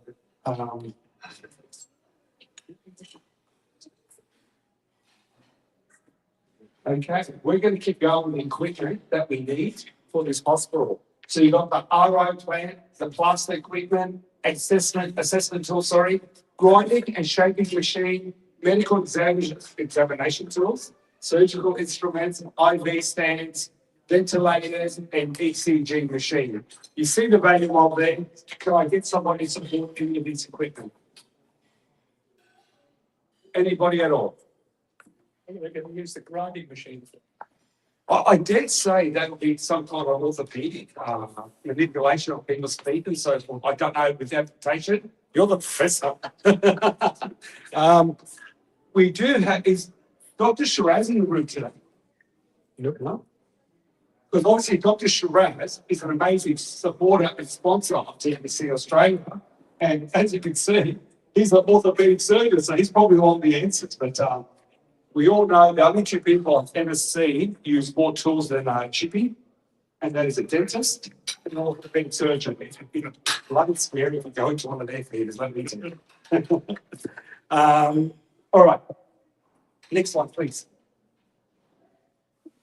Here we go. So the equipment that we require for this hospital is an assessment room, maybe $16,000.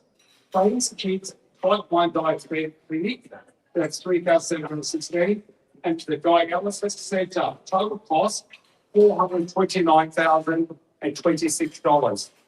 Can I get any nominations here tonight to support the main facilities within the hospital? Anybody? No?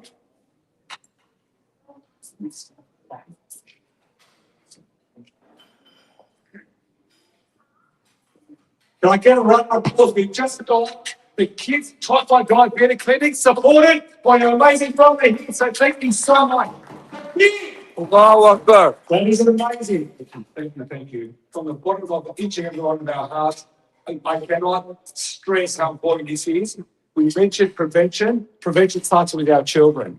If we can teach them, and we've already seen the amazing generosity from our children. Amazing job. Oh, what do we got there? Here we go. That's so sweet. Yes, what is that? What? Guys, this is incredible. Wow. What's that?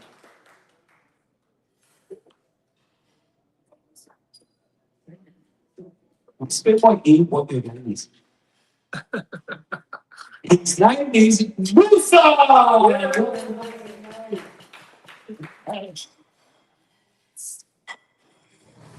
And we have a 3-year-old Musa who's given me $100. Sorry, how do we translate that? What does that mean? Do you recall when I first started, when I translated, or I did a currency conversion of rupees to Australian dollars? $50, one dialysis. So little Musa, who's only 3 years old, yes, you are special, you are the best, has just given somebody 2 opportunities of dialysis. How amazing is that? Round of applause again for Musa.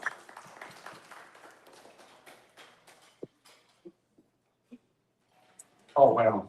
Oh, wow. Oh, wow. Oh, wow. As I said, there are a lot of silent ones. And, can I, yeah, oh, thank you so much. That's what Felicia for that.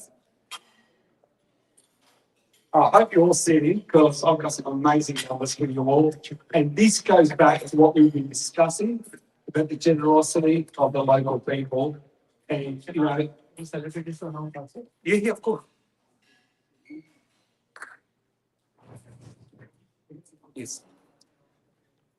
Would you do me the honor of brothers? Come up. Nadia, please come up.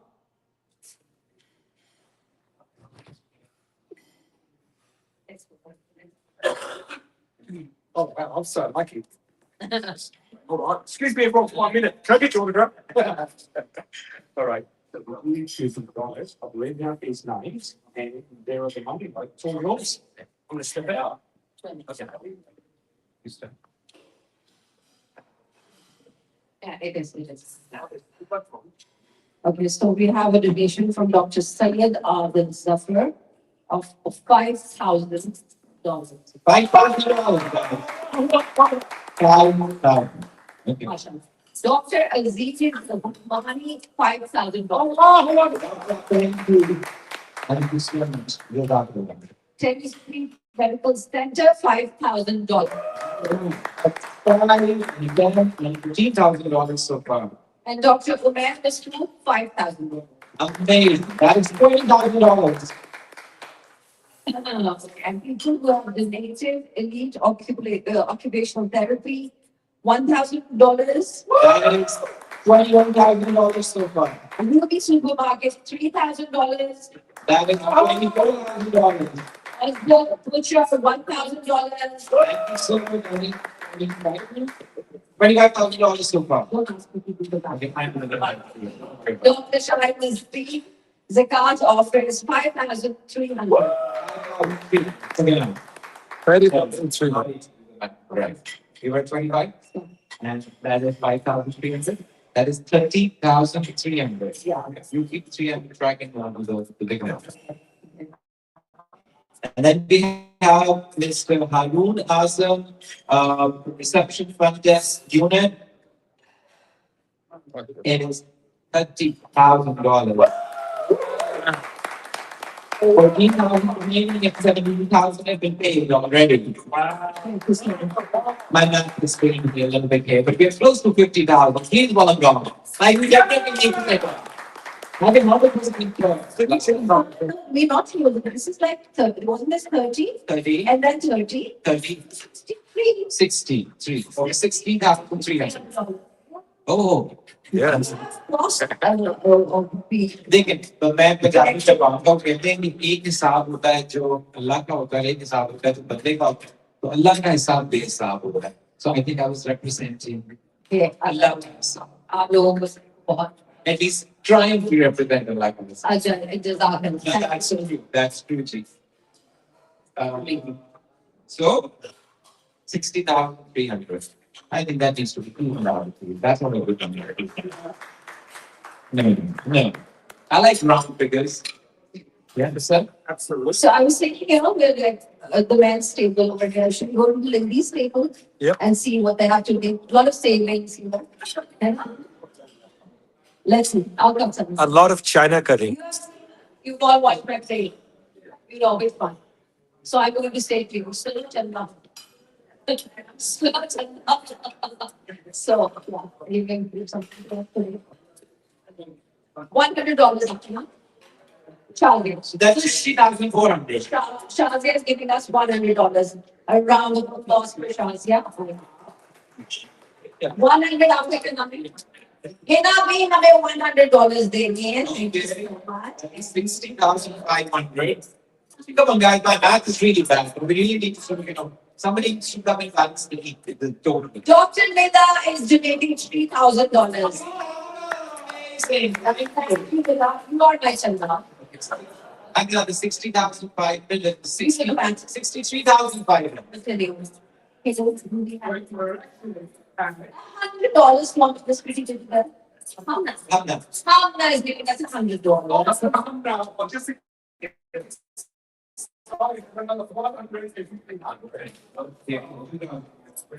You need to get a calculator. 6500 plus 2 is 65,500 plus 100 is 65,600. $65,600. Right, 100,000. I'm not settling for less than 100,000 before the dinner is What do we have for you? Okay, all right. She has already done it and she does not. Thank you so much for your generosity. Thank you. Thanks. Yes. Thanks. $500. $500 from Mariam over here. Thank you so much. She must have been She must have been blushing. It's my wife. That's your wife. No, it's not blushing, it's the suntan. She was, I was very special for us. He's the one who got us all our visas and everything. It was fantastic. Thank you. So beautiful. Thank you. It's not had a good number. No, It's not 100. more than that.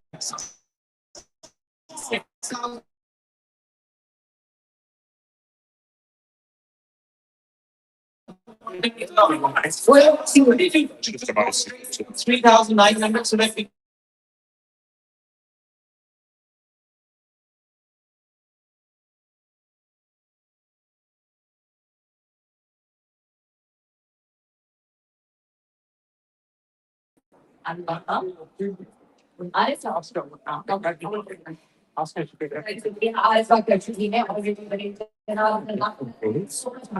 We don't have anywhere to go.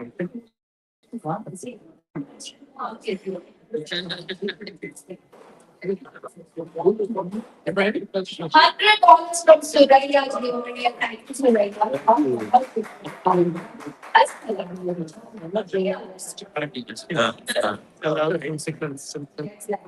I love a squad, good.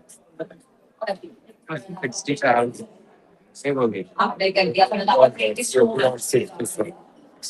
We are close to 65 plus. 65. Okay, 65 is good.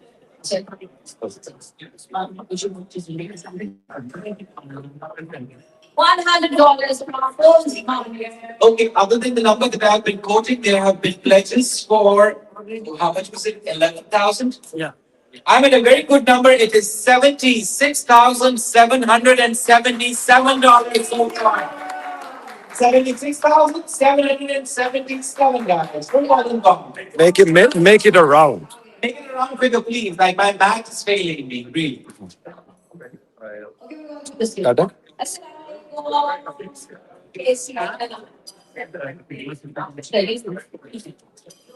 Already, thank you so much. Bye. And she's आपका क्या नाम है? क्या नाम चले माँ वो चाहिए तो कितनी हो रही है भी बात you want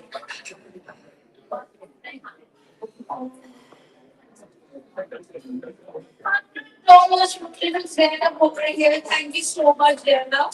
That is great. And ladies and gentlemen, a big round of applause for Rashid Khan Sahab at Altitude 114 here, who has very graciously given us this beautiful spot, this space to hold this event. A big round of applause for Rashid Sahab. Zainab, thank you. Thank you so much. Zainab, there's so many nice rubber bands in your Assalamu alaikum.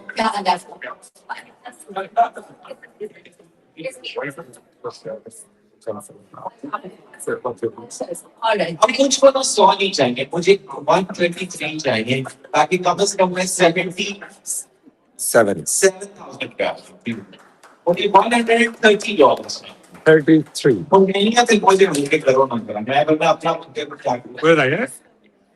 Here it comes. Yep. Oh, amazing that's 100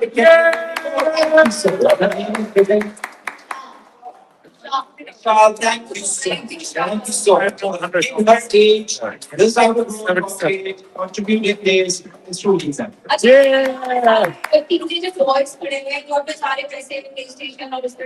yeah, good. Let's get them. Let's get these. Go get them. Cash में मुझे जरा था मैं क्या मतलब इतने लोग हैं right that is me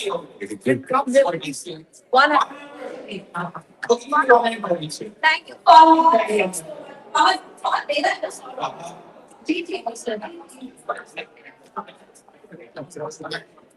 वहां से दिया सिर्फ और तुमने कबर में लेके जाने हैं अपने USB so She's saying that on table. चल 33. oh.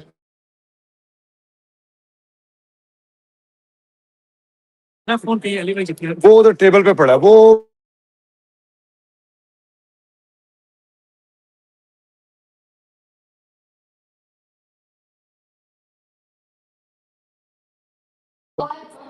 $500 माशाल्लाह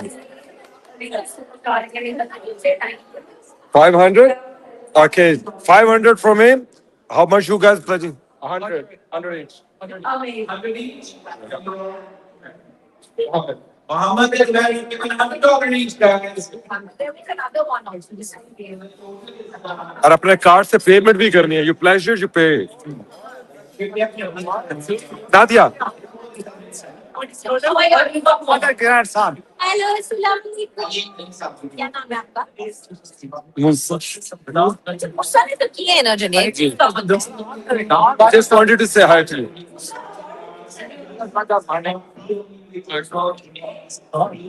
You want to unbox? You want to unbox or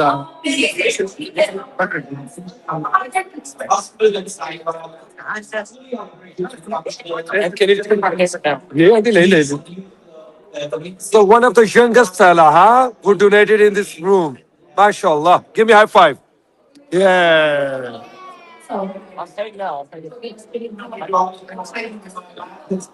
Yeah, we're gone. I think I forgot the math as well, but mashallah, it's been close to 78,000. Yeah. Okay. I think I'm thinking it's about 78,000 plus right now. I don't know. Salman was like, I want 100K, please. I'm not setting for less than 100K tonight.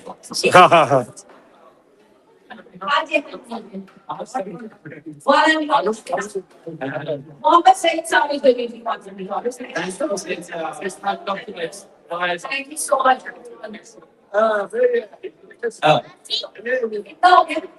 Sure. And Moses. I think I'm impressed looking myself.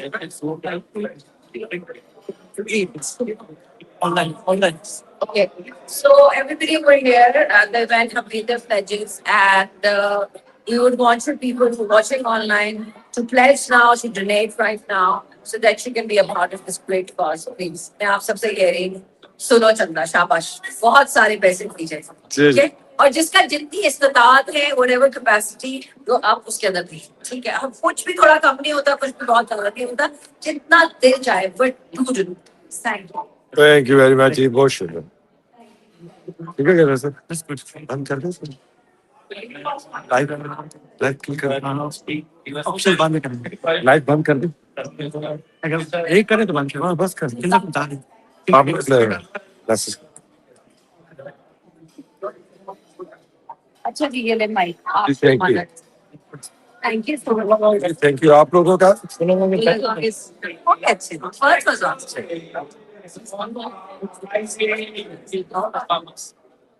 Now a round of applause for the amazing guests. Wow! Yeah. Where are the guests? Where are the guests? Where are they? Pakistan getting good to you guys.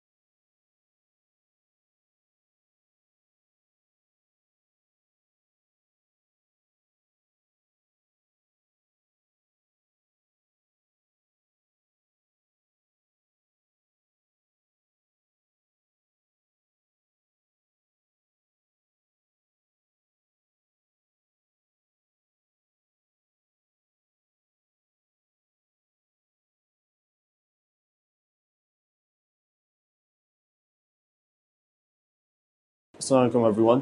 Today we're here at TDC Islamabad, the Diabetic Center, and we're just walking through the departments and showing you what they do and have here. So every day thousands of Pakistanis wake up fighting one simple disease, the silent disease, diabetes. So it's not just about sugar level, it's about families, their lives, their futures. It's between a family choosing their food or choosing their medicine.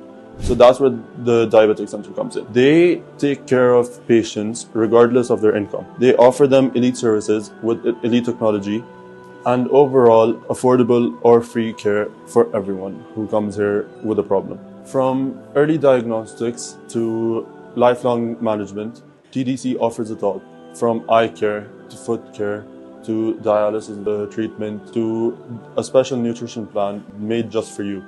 All under the same roof. We're going to give you an opportunity to help out with this. So as you know, there are thousands of families suffering with this. So we're going to give you an opportunity to help out with this. Every rupee donated helps a certain person. It could mean an insulin shot for someone who can't afford it. It could mean a medical test for a mother worried about her child.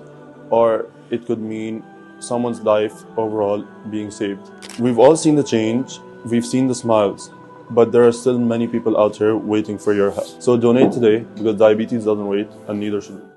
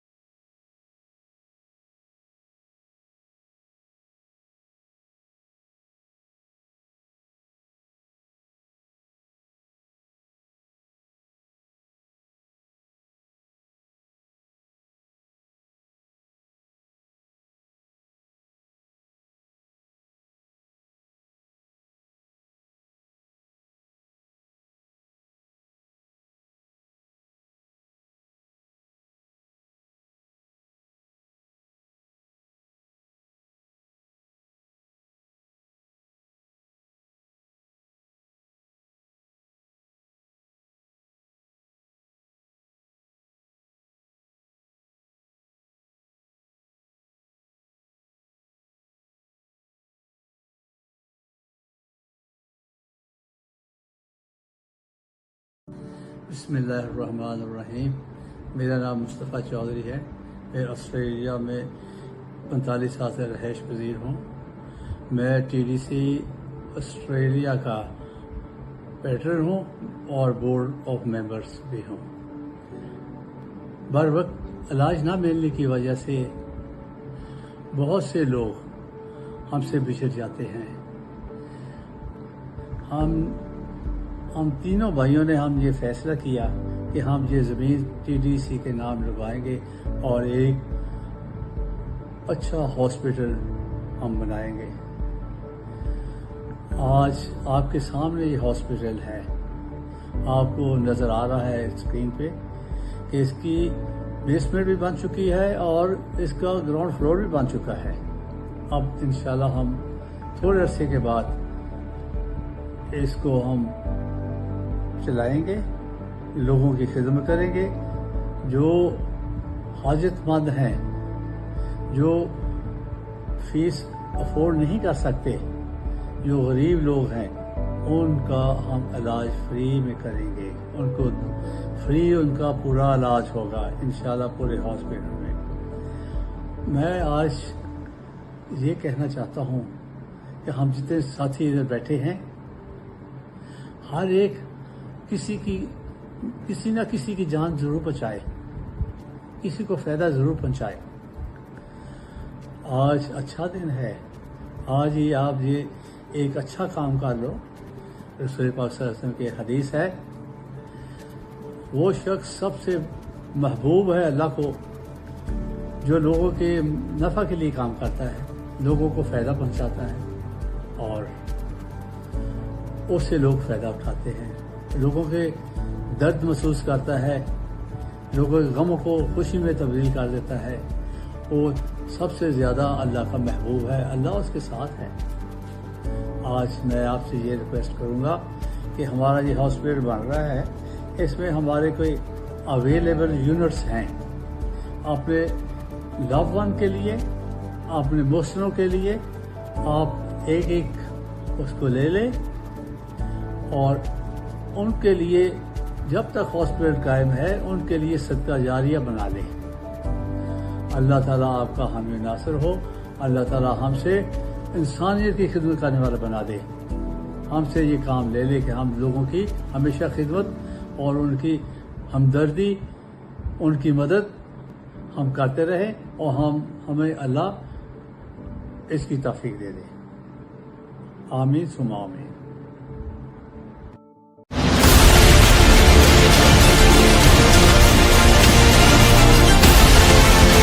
साल 2025 दी diabetes centre TDC के mission के लिए एक तारीखी और कामयाब साल साबित हुआ। इस साल हमारे हॉस्पिटल ऑन व्हील्स ने खिदमत खल्क का सफर तय करते हुए 32 फ्री मेडिकल कैंप्स का इनेकाद किया, जिसके जरिए हमने सेहत की सहूलियात को उन लोगों की दहलीज तक पहुंचाया जिन्हें उनकी सबसे ज्यादा जरूरत थी। साल 2025 में हमारी टीम ने मजमूई तौर पर 3094 अफराद की स्क्रीनिंग की। इन कैंप्स के दौरान 1297 मरीजों में ज़ियाबितिस की तशखीस डायग्नोज्ड हुई, जिन्हें मौके पर ही ज़ियाबितिस मैनेजमेंट और अद्वियात की सहूलियात फराहम की गई। ये सफर रावलाकोट की दुश्वार गुजार पहाड़ी वादियों से शुरू हुआ। वहां से होता हुआ ये कारवां बुनेर और चारसद्दा की दूर अफ्तादा बस्तियों तक पहुंचा। हमने कोहिनूर टेक्सटाइल मिल्स और SMJ इंडस्ट्रीज के मेहनत कशों के लिए कैंप्स लगाए। तो वहीं पुलिस फाउंडेशन और रावलपिंडी हाई कोर्ट में फर्ज शनास अफसरान की सेहत को यकीनी बनाया। इस साल इल्म के मराकज भी हमारी तरजीह रहे। हमने कायद आजम यूनिवर्सिटी, रिफा इंटरनेशनल, इबादत इंटरनेशनल और शिफा तामीर मिल्लत यूनिवर्सिटी में असातिज़ा और तलबा तक शऊर उजागर किया। पंजाब के मैदानी इलाकों में साहिबाल और सराय सिद्धू के खेतों से लेकर चकवाल के देहातों तक, जहां सैकड़ों किसानों और मजदूरों को मुफ्त ज़ियाबितिस मैनेजमेंट फराहम की गई। बरी इमाम के अकीदतमंद हो या नेवल एनकरेज, पाक व्यू सिटी और G13 के रिहायशी, हमारी टीम ने बिला तफरीक हर तबके की खिदमत की। ये सिर्फ आदाद और नाम नहीं, बल्कि वो जिंदगियां हैं जिन्हें हमने अल्लाह के फजल से सेहतमंद कल की उम्मीद दी है।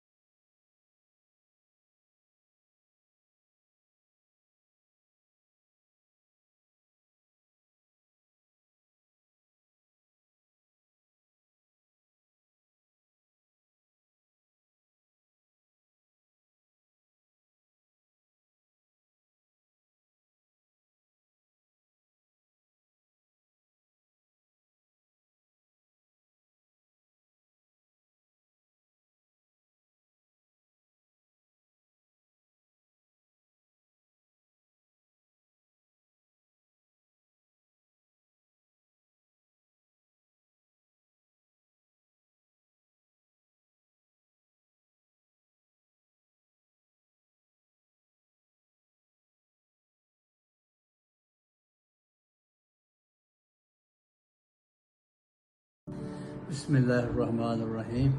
मेरा नाम मुस्तफ़ा चौधरी।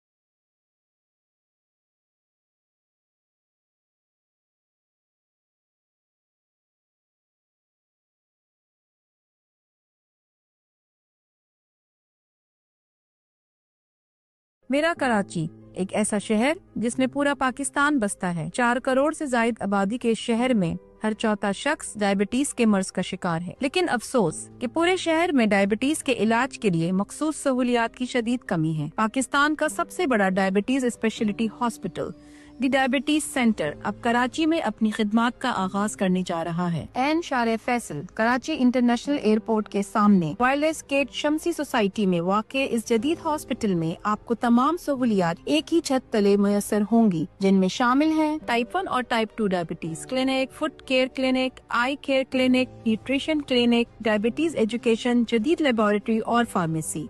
ये तमाम सर्विसेज माहिर डॉक्टर्स और स्पेशलिस्ट की ज़ेर निगरानी फराम की जाएंगी। मज़ीद मालूमात के लिए आज ही हमसे राब्ता करें 03098888 389।